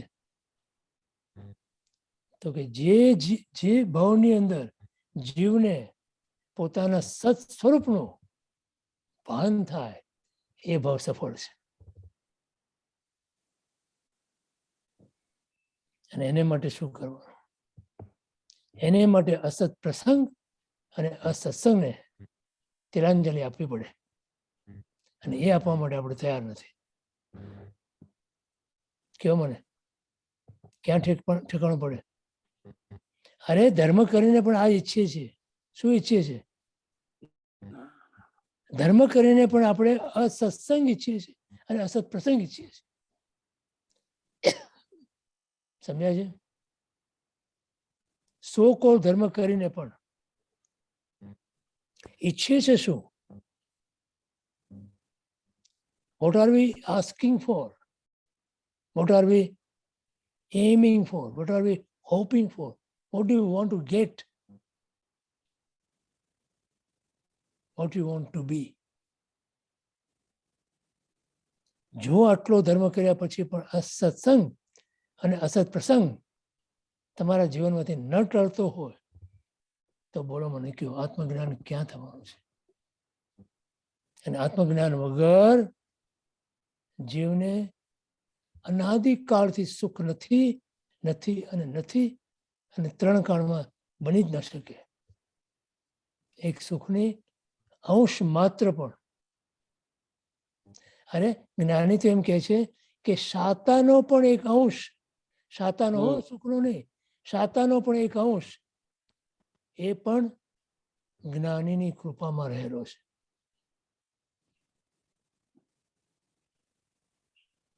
સમજાય છે? એટલે સરવળે હરીફરીને ગિરીશભાઈ બધું સમર્પણમાં જ આવીને ઊભું રહી જાય છે. સંપૂર્ણ સમર્પણમાં જ બધું આવીને ઊભું રહી જાય. બરોબર છે. મેઘ કુમારની જેમ આંખની પાપણ અને શ્વાસ સિવાય બાકી બધું સમર્પણ કરી શકવાની આપણી શક્તિ ક્યાં? યસ, આપણે સમર્પણ કર્યું છે, પણ ક્યાં કર્યું છે? સંસારને. ના, એ તો નથી. સંસારને સમર્પણ કર્યું જ છે, પૂરેપૂરું કર્યું છે. ટોટલ ડેડિકેશન છે આપણું. અને સંસારને તો જ્ઞાનીઓ કહે છે કે દુઃખમય, દુઃખ ફલક અને દુઃખાનો બંધી. હવે એ ક્યાં બેસે આપણને? અહીંયા આટલા જલસા કરતા હોય આપણે સંસારમાં, તો ક્યાંથી બેસે? સમજાય જ કેવી રીતે? આવે જ કેવી રીતે મનમાં? બોલો. હવે પુષ્કળ જ આવે. ગિરીશભાઈ, આપની આટલી બધી મહેનત ને આપણા આટલા બધા ચાપખા મારી મહેનત એટલે ગુરુદેવની નહીં, મારી મહેનત મારા માટે છે. મારી 100% મહેનત 100% મારા માટે છે. એ ગુરુદેવનો મને એટલો આશીર્વાદ છે ને આદેશ છે. બાકી તમારી મહેનત તમને મુબારક. મારી મહેનત તમને કઈ કામમાં નથી આવવાની, તમારી મહેનત મને કામમાં નથી આવવાની. તમે મહેનત કરશો તો તમે પામશો, હું મહેનત કરીશ તો હું પામીશ. સોના નાથ બનીને રહેવાનું. બસ. મિચ્છા ખૂબ આભાર. હાજી. બરોબર રૂપાબેન, શ્રીધરભાઈ બોલો. હમણાં જે ઘણી બધી એટલે થોડા વખત પહેલા વાત થઈ નિમિત્ત અને નિમિત્ત વિશેની, કે નિમિત્ત કંઈ કરી શકે નહીં અને નિમિત્ત નિર્દોષ છે. નિમિત્ત નિર્દોષ છે અને નિમિત્ત વગર કંઈ થાય નહીં. એ જે હમણાં વાત થઈ, નિમિત્ત નિર્દોષ એમ ને, નિમિત્ત કંઈ કરે નહીં. નિમિત્ત કંઈ કરે નહીં એટલે નિર્દોષ છે ને? નહીં, નિમિત્ત કંઈ કરે નહીં. ઓકે. અને નિમિત્ત વગર કંઈ થાય નહીં. હા, આ સિદ્ધાંત. આપણે શું સ્વીકારવાનું છે કે નિમિત્ત નિર્દોષ છે, દોષ મારો છે, એમ લેવાનું. એટલે જ્યારે અણગમતી વસ્તુ થાય ત્યારે નિમિત્ત નિર્દોષ રાખવાનું, અને જ્યારે સારી વસ્તુ બને ત્યારે નિમિત્ત સિવાય કંઈ થાય નહીં, એવી રીતે સમજવાનું. એમાં નહીં, સમજવાનું એ રીતે છે કે ભક્તને માટે, સાધકને માટે પરમાત્મા અને ગુરુદેવ એ પુષ્ટ નિમિત્ત છે. એ વગર મારું કામ ન થાય. બરાબર. બરોબર? આ જી. સાધક અને ભક્તની ભૂમિકા છે. બરાબર. સંસારમાં બેઠા છો તમે અને આપણે બધા, એને માટે નિમિત્ત જેવી કોઈ વસ્તુ નથી. ખ્યાલ આવે? હમ. સાધક અને ભક્ત માટે નિમિત્ત સિવાય કોઈ વસ્તુ નથી. એટલે અધ્યાત્મ જગતમાં દેવ અને ગુરુ અને સંસારમાં હું દોષિત છું અથવા તો નિમિત્ત નિર્દોષ છું. સંસારમાં નિમિત્ત નિર્દોષ છે હા. અને અધ્યાત્મ જગતની અંદર નિમિત્ત વગર કાંઈ થાય કાંઈ નહીં. થાય નહીં. બરાબર. જો કે સંસારમાં પણ નિમિત્ત વગર કાંઈ થાય નહીં, પણ નિમિત્ત કાંઈ કરે નહીં. જ્યારે અધ્યાત્મ જગતની અંદર નિમિત્ત વગર કાંઈ થાય નહીં અને નિમિત્ત જ કરે બધું. હમ. એટલે એક રીતે પોતાની સંસારમાં પોતાની શાંતિ જળવાઈ રહે એવી રીતે સમજીએ તો, અને અધ્યાત્મ જગતમાં અહંકાર ના આવે. બસ, બરાબર. બહુ સરસ, બહુ સરસ. પામી ગયા તમે. એવું નથી, ખાલી સમજવા માટે, કારણ કે આ ડિસ્કશન આગળ થયું એટલે મને એટલા માટે મેં પૂછ્યું. આ કે ખાલી સમજવા માટે નથી, જીવનમાં ઉતારવા માટે છે. જી. સમજી સમજીને તો અનાદિકાળથી ભટક્યા. તો શાંતિ તો જળવાઈ રહી શકે, આઈ થિંક, જો આ એક સંસારમાં આ લગાડી શકીએ તો. અને અધ્યાત્મ જગતમાં કશું બી સારું થાય તો દેવગુરુના ધર્મના પસાએ થયું છે એવી રીતે. બરોબર, બરોબર. લઈ આવો મગજ, જી. લઈ આવો, જીવનમાં લઈ આવો. કલ્યાણનો માર્ગ છે. બરોબર. જી, થેન્ક યુ, ખૂબ આભાર. જી, બરોબર તેજસભાઈ. પ્રણામ ગિરીશભાઈ, આપ શ્રી સાતામાં છો. જી. અત્યાર સુધી જો આપણે સંસાર હજી છોડી શક્યા નથી, ને તમે પણ હમણાં કહ્યું કે આપણું સમર્પણ ગુરુને નહીં વધારે સંસારને છે, ને અસત્સંગ ને એ આપણે ઘટાડવાની જરૂર છે કે બંધ કરવાની બેઝિકલી. તો એના માટે સાધાર્મિક ને કલ્યાણ મિત્રોનું જે લોકલ ગ્રુપ હોય તો એનાથી ફાયદો થઈ શકે. જરૂર થઈ શકે. તો તમારી વિચારણા, તમારી દ્રષ્ટિ, તમારી અંદર આની શ્રદ્ધા હોય તો જરૂર થઈ શકે. જરૂર થઈ શકે. એમાં જો તમે આપણું અહીંયાનું લોકલ એટલીસ્ટ એલેનું પણ જો તમે કંઈ કરાવી શકો તો ઘણો ઉપકાર થાય બધાની ઉપર. આ શું કરીએ છીએ આપણે અત્યારે? અત્યારે આપણે વર્ચ્યુઅલી કરીએ છીએ, પણ આપણે જે હમણાં વાત કરી ને અસત્સંગ તમે દૂર કરો એ બધું, તો એમને પાર્ટી માટે જે ભેગા થતા હોય કે જે સંસારી કામ જ હોય એમાં, જેમાં આત્માનું કઈ હિત નથી થતું ને એ બંધ થતું નથી, એ થતું હોત તો ચારિત્ર લેવાઈ ગયું હોત, પણ એટલે એમાં થોડુંક આમાં વધારે ફાયદો થઈ શકે. આપણે પેન્ડેમિકમાં ક્યાં બધા ભેગા થવાના? ના અત્યારે પણ એટલીસ્ટ ગમે ત્યારે થોડુંક તો કંઈક ચાલુ કરી શકાય ને. અરે પણ ચાલુ તો આપણે દેરાસરમાં થતા જ તને, તો ક્યાં કોઈ આવતું હતું? કયો દેરાસરમાં આપણે કેટલી સોશિયલ વાતો થાય છે. દેરાસરમાં ભેગા થતા હતા, પણ દેરાસરમાં ભેગા કેમ થતા? બધા સોશિયલ કરવા માટે. જેવું ઓલી થાળીનો ડંકો પડે પછી ભલે સ્વાધ્યાય ચાલતો હોય તો ઊભા થઈ તેને ભાગવા માંડે, ખરું? અને મન ફાળે ત્યારે આવે, બોડી બામણીના ખેતરની જેમ. ખબર છે ને બોડી બામણીનું ખેતર? ના, નથી ખબર? સોરી, મને નથી ખબર. બોલો. બોડી બામણી એટલે ખબર પડી? બ્રાહ્મણ છે અને એને માથું મુંડાવ્યું હોય ક્યારે એને બોડી કહેવાય, ખબર? બ્રાહ્મણની સ્ત્રી હોય ને, બ્રાહ્મણ સ્ત્રી, એ માથું ક્યારે મુંડાવે? એનો પતિ ગુજરી જાય ત્યારે. સમજાણું? એને બોડી બામણી કહેવાય. હવે એની પાસે ખેતર છે, એનો પતિ જ્યારે હતો ત્યારે ખેતર હતું, ભાગે આવ્યું. હવે એનો પતિ હતો ત્યારે એની રક્ષા કરતો હતો. હવે આ બ્રાહ્મણીનો પતિ ગયો, મરી ગયો, એટલે એકલી થઈ ગઈ.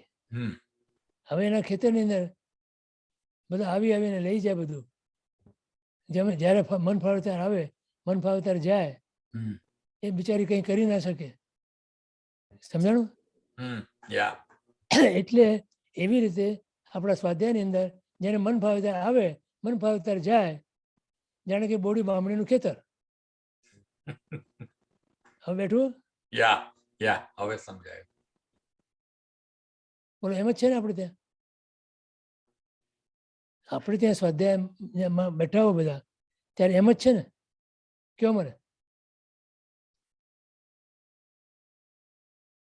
જ્યારે મન ફાવે ત્યારે આવે અને જ્યારે મન ફાવે ત્યારે જતા રહે. જીનવાણી ચાલી રહી છે. હમણાં આપણે વાત કરી, જીનવાણી કેવી છે? હમણાં આપણે એની જે પ્રશસ્તિ કરી, આ અધ્યાત્મ ગીતાના શરૂઆતની અંદર દેવચંદ્ર મહારાજ સાહેબ જીનવાણીની વાત કરે છે. એ જીનવાણી ત્યાં ચાલી રહી હોય,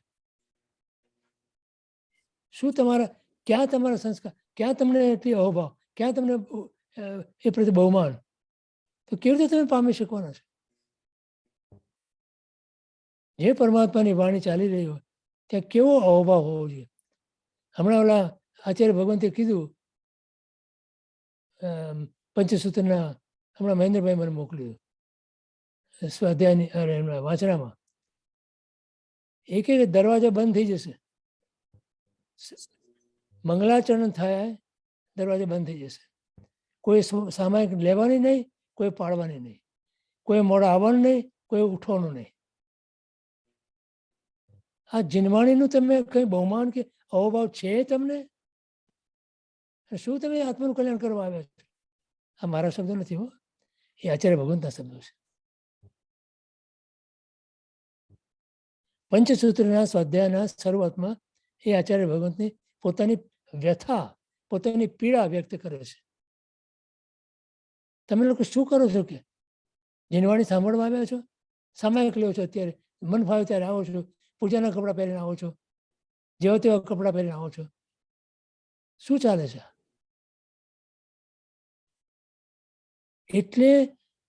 એટલે ત્યાં મારે કહેવું પડ્યું કે આ બોડી બામણીનું ખેતર નથી કે તમારે મન ફાવે ત્યારે તમે આવો અને મન ફાવે ત્યારે તમે જાઓ.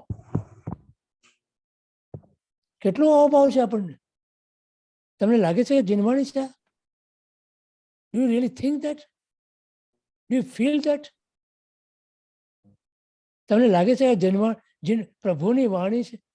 પ્રભુની વાણી એટલે પ્રભુ પોતે. આ શબ્દ પરમાત્મા છે. ગુરુદેવના શબ્દોમાં કહું તો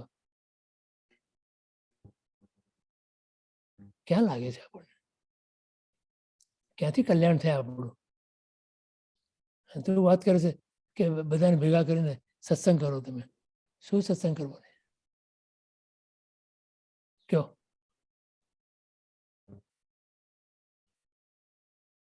each and everyone who is listening to this, તમે સાંભળો. તમને જીનવાણી પ્રત્યે જો આટલો અહોભાવ કે બહુમાન નહીં હોય ને, તો 3 કાળની અંદર તમારું કલ્યાણ નથી થવાનું. લખી રાખજો. આ હું નથી કહેતો. આ પીડા અને વ્યથા જે અત્યારે ભગવંતને થઈ એ બોલતા હતા.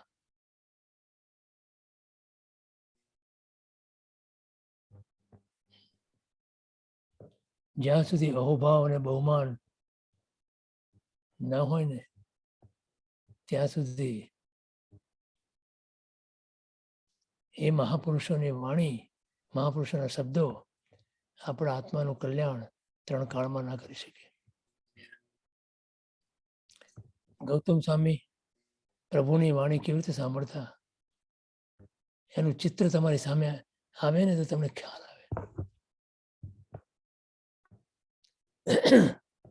આપણને તો ખબર પણ નથી કે પ્રભુ શું કહેવાના છે. આપણને તો ખબર નથી પ્રભુ શું કહી રહ્યા છે. ગૌતમ સ્વામીને તો ખબર છે, પોતાના જ્ઞાનની અંદર ખબર છે એમને કે પ્રભુ શું બોલી રહ્યા છે, પ્રભુ શું બોલવાના છે, પ્રભુ શું કહેવા માંગે છે, બધું ખબર છે. છતાં પણ એક ચાતકની જેમ પ્રભુની સામે એક નજરે એક ધ્યાને સાંભળી રહ્યા છે. ઓહો, મારા પ્રભુની આ વાણી, મારા પ્રભુની આ વાણી. માટે ગૌતમ સ્વામી આજે મોક્ષમાં છે અને આપણે સંસારમાં રખડીએ છીએ. બીજું કોઈ કારણ નથી આપણને પરમાત્મા પ્રત્યે એટલો અભાવ કે બહુમાન નથી, આપણને પ્રભુની વાણી પ્રત્યે નથી, આપણને પ્રભુની પ્રતિમા પ્રત્યે નથી, આપણને પ્રભુના શબ્દો પ્રત્યે નથી, પ્રભુના આગમો પ્રત્યે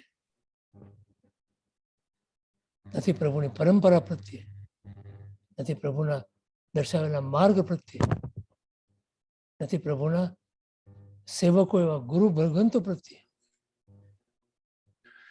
ક્યાં છે આપણી પાસે? ક્યાં અહોભાવ છે? ક્યાં બહુમાન છે? ક્યાં આદર ભાવ છે? ક્યાં સમર્પણ ભાવ છે?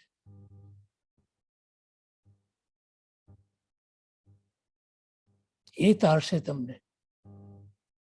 તમારું જ્ઞાન, તમારી ક્રિયા, તમારા સામાયિકો, તમારા પરિક્રમણા, તમારા તપ જપ, તમારી પૂજા ભક્તિ, એ કાંઈ તમને તારશે નહીં. આ તારશે.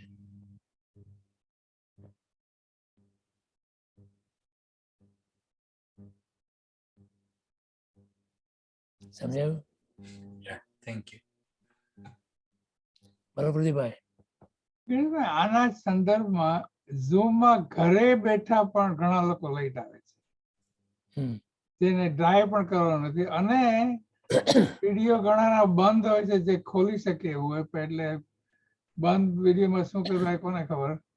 અને હોય ઘણાને ચાલુ હોય તો અસ્થિર હોય, નામ પણ બરાબર દેખાય નહીં, એટલે હજી જોઈએ એટલો ઇન્ટરેસ્ટ લોકોએ લીધો નથી. એ અહોભાવ જ નથી. અને પાછા આવીને જતા બી રહે છે જયારે મન પડે ત્યારે. મન પડે ત્યારે બંધ કરીને જતા રહે છે, અને બીજી પ્રવૃત્તિ બી કરતા હોય પાછા વિડીયો બંધ કરીને. નહીં તો વિડીયો બંધ કરવાનું કારણ શું હોય? કોઈ ટેકનિકલ કારણ હોઈ શકે, પણ બધાને ટેકનિકલ કારણ નથી હોતા.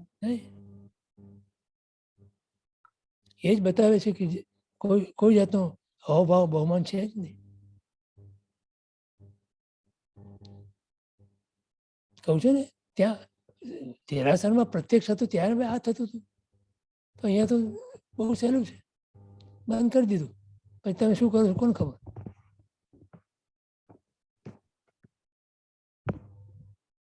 બરોબર સુરેશભાઈ? પ્રણામ ગિરીશભાઈ.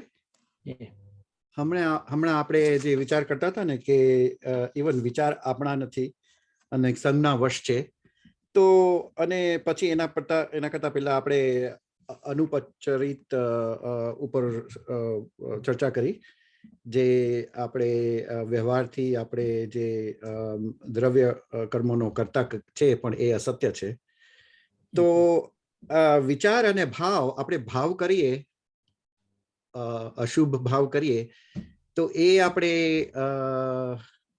કર્મણ વર્ગણા આપણે કર્મ આપણા આત્મા પ્રદેશોમાં ચોટે છે, તો એ આપણો ભાવ કરે છે ને, તો એ કેવી રીતે સમજવાનું? નહીં, ભાવ કરે છે ને, એ ભાવ છે આપણો. એ ભાવ છે, બરાબર.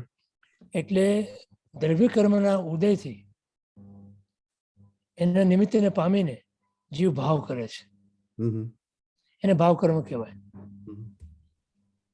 દ્રવ્ય કર્મ જે પૂર્વે બાંધ્યું હોય, એ આત્મા સાથે ચોંટેલું હોય, એ વળગેલું હોય, એ ઉદયમાં આવે,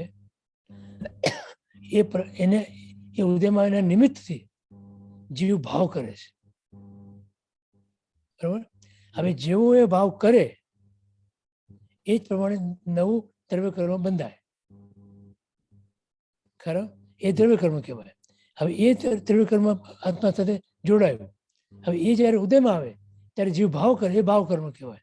એટલે ભાવ કર્મના નિમિત્તથી દ્રવ્ય કર્મ બંધાય, દ્રવ્ય કર્મના નિમિત્તથી ભાવ કર્મ, એમ આવી શૃંખલા ચાલ્યા કરે.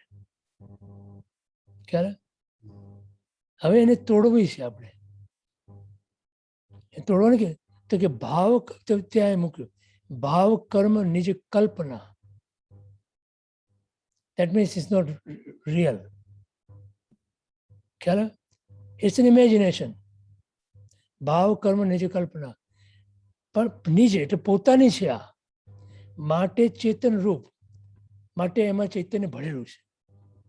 ચૈતન્ય જો ના ભળ્યું હોય તો એ ભાવ ના કરી શકે, પણ એ નિમિત્તની અંદર દ્રવ્ય કર્મનો ઉદય છે. સમજાણું એટલું? ભાવ કર્મ નિજ કલ્પના માટે ચેતન રૂપ જીવ. હવે એ વખતે જીવ વીર્યની સ્ફૂર્ણા, એ વખતે જો જીવ પોતાનું વીર્ય એટલે પોતાની શક્તિ એમાં ન ભેળવે, શેમાં ના ભેળવે?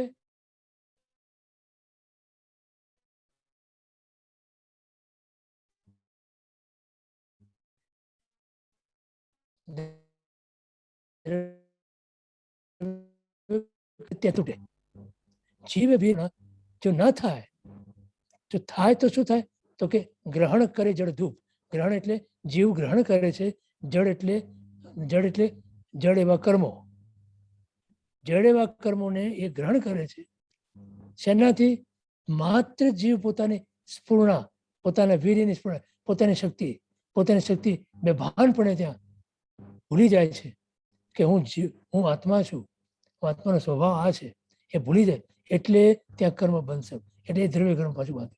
વળી પાછું એ દ્રવ્ય કર્મ ઉદયમાં આવ્યું, વળી ભાવ થયો, એમાં પાછું પોતાની શક્તિ ભળી, વળી પાછું દ્રવ્ય કર્મ બાંધ્યું, વળી આમ આખી ચેઇન ચાલે છે. તો ત્યાં ક્યાં એને તોડવી? તો કે જીવ વીર્યની સ્ફૂર્ણા છે ને ત્યાં તૂટે. પોતાની શક્તિ જે છે એમાં ન ભેળવે અને પોતાનામાં નાખી દે, પોતે સ્થિર થઈ જાય પોતાના ચૈતન્યમાં, અને પોતાની શક્તિને પોતાનામાં નાખી દે, તો એનો કર્મ બંધ ન થાય. અને એ તૂટી શૃંખલા, એ ચેઇન તૂટી એટલે તમે છૂટા. એક ચેઇન હોય ને, ચેઇનમાં એક કડી તૂટે એટલે આખી ચેઇન તૂટી જાય. ખ્યાલ છે ને? મોતીની માળા હોય કે કોઈ બી હોય, એક જગ્યાએ તૂટે એટલે આખી માળા ખેર. એમ કર્મને તોડવા માટે આ જ્યારે ઉદયમાં આવે કર્મ ત્યારે તમે જાગૃત થઈ જાઓ અને જીવ વીર્યની સ્ફૂર્ણા જે છે એના બદલે તમે તમારા વીર્યને, તમારી શક્તિને તમારામાં નાખી દો, આત્મામાં.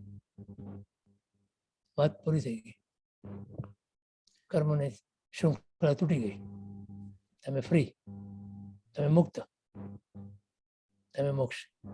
તો ગિરીશભાઈ, એ આત્માની વીર્ય શક્તિ આપણે ઉત્પન્ન થઈ કે સ્ફૂર્ણા થઈ, એ પણ મારો હું એમાં કરતા થયો કે નહીં? આત્મા આપણો પોતાનો એ તમે તમારા પોતાના કર્મ, હા, તમે તમારા પોતાના સ્વભાવના કરતા થયા. બરાબર, જરૂર. એ પહેલા નંબરનું કરતા પણ. Yes, absolutely. બરાબર. અને બીજો ગિરીશભાઈ, બીજો પ્રશ્ન હતો, આપણે આ હમણાં આપણે જે વાંચતા હતા ને કે આત્મવીર મુનિ પોતાના ઘાતી કર્મ ભોગવીને ક્ષય કરે છે. અને સ્વાધ્યાયમાં આપણે ઘણીવાર તમે એવી રીતે વિચારણા આપી છે કે ઘાતી કર્મ આપણે ભોગવીને ક્ષય થાય નહીં, પણ આપણે એના પર પુરુષાર્થ કરીને, ભયંકર ખેદ કરીને, પ્રાયશ્ચિત કરીને જ આપણે ઘાતી કર્મનો કરી શકીએ. બરાબર, એકદમ બરાબર. જો શું છે અહીંયા વસ્તુ, ઉદયમાં આવી પડેલી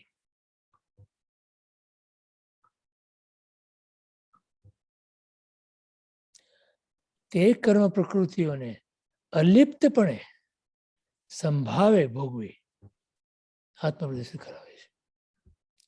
ઉદયમાં જે કર્મ આવે ને, જો બે પ્રકારના કર્મ એવા છે કે જેને ભોગવવા જ પડે તમારે. એક નિકાચિત કર્મ, અમુક અપવાદ બાદ, અને બીજું ઉદયમાં આવેલા કર્મો. ખ્યાલ? તો જો મૌન્ય કર્મનો ઉદય છે તેને તમારે ભોગવવું પડે. પણ કેવી રીતે ભોગવે છે? અલિપ્તપણે સંભાવે. એટલે શું બને કે એના ઉદયને નિમિત્ત પામીને નવું કર્મ ન બંધાય. That is the key. સમજાણું? હા હા અને બાકીના જે કર્મો જે છે અંદર પડેલા એને અંદર ને અંદર ખતમ કરી નાખે ભોગવ્યા વગર. એ એમનો પરાક્રમ છે, એમનો વીર્ય ગુણ છે.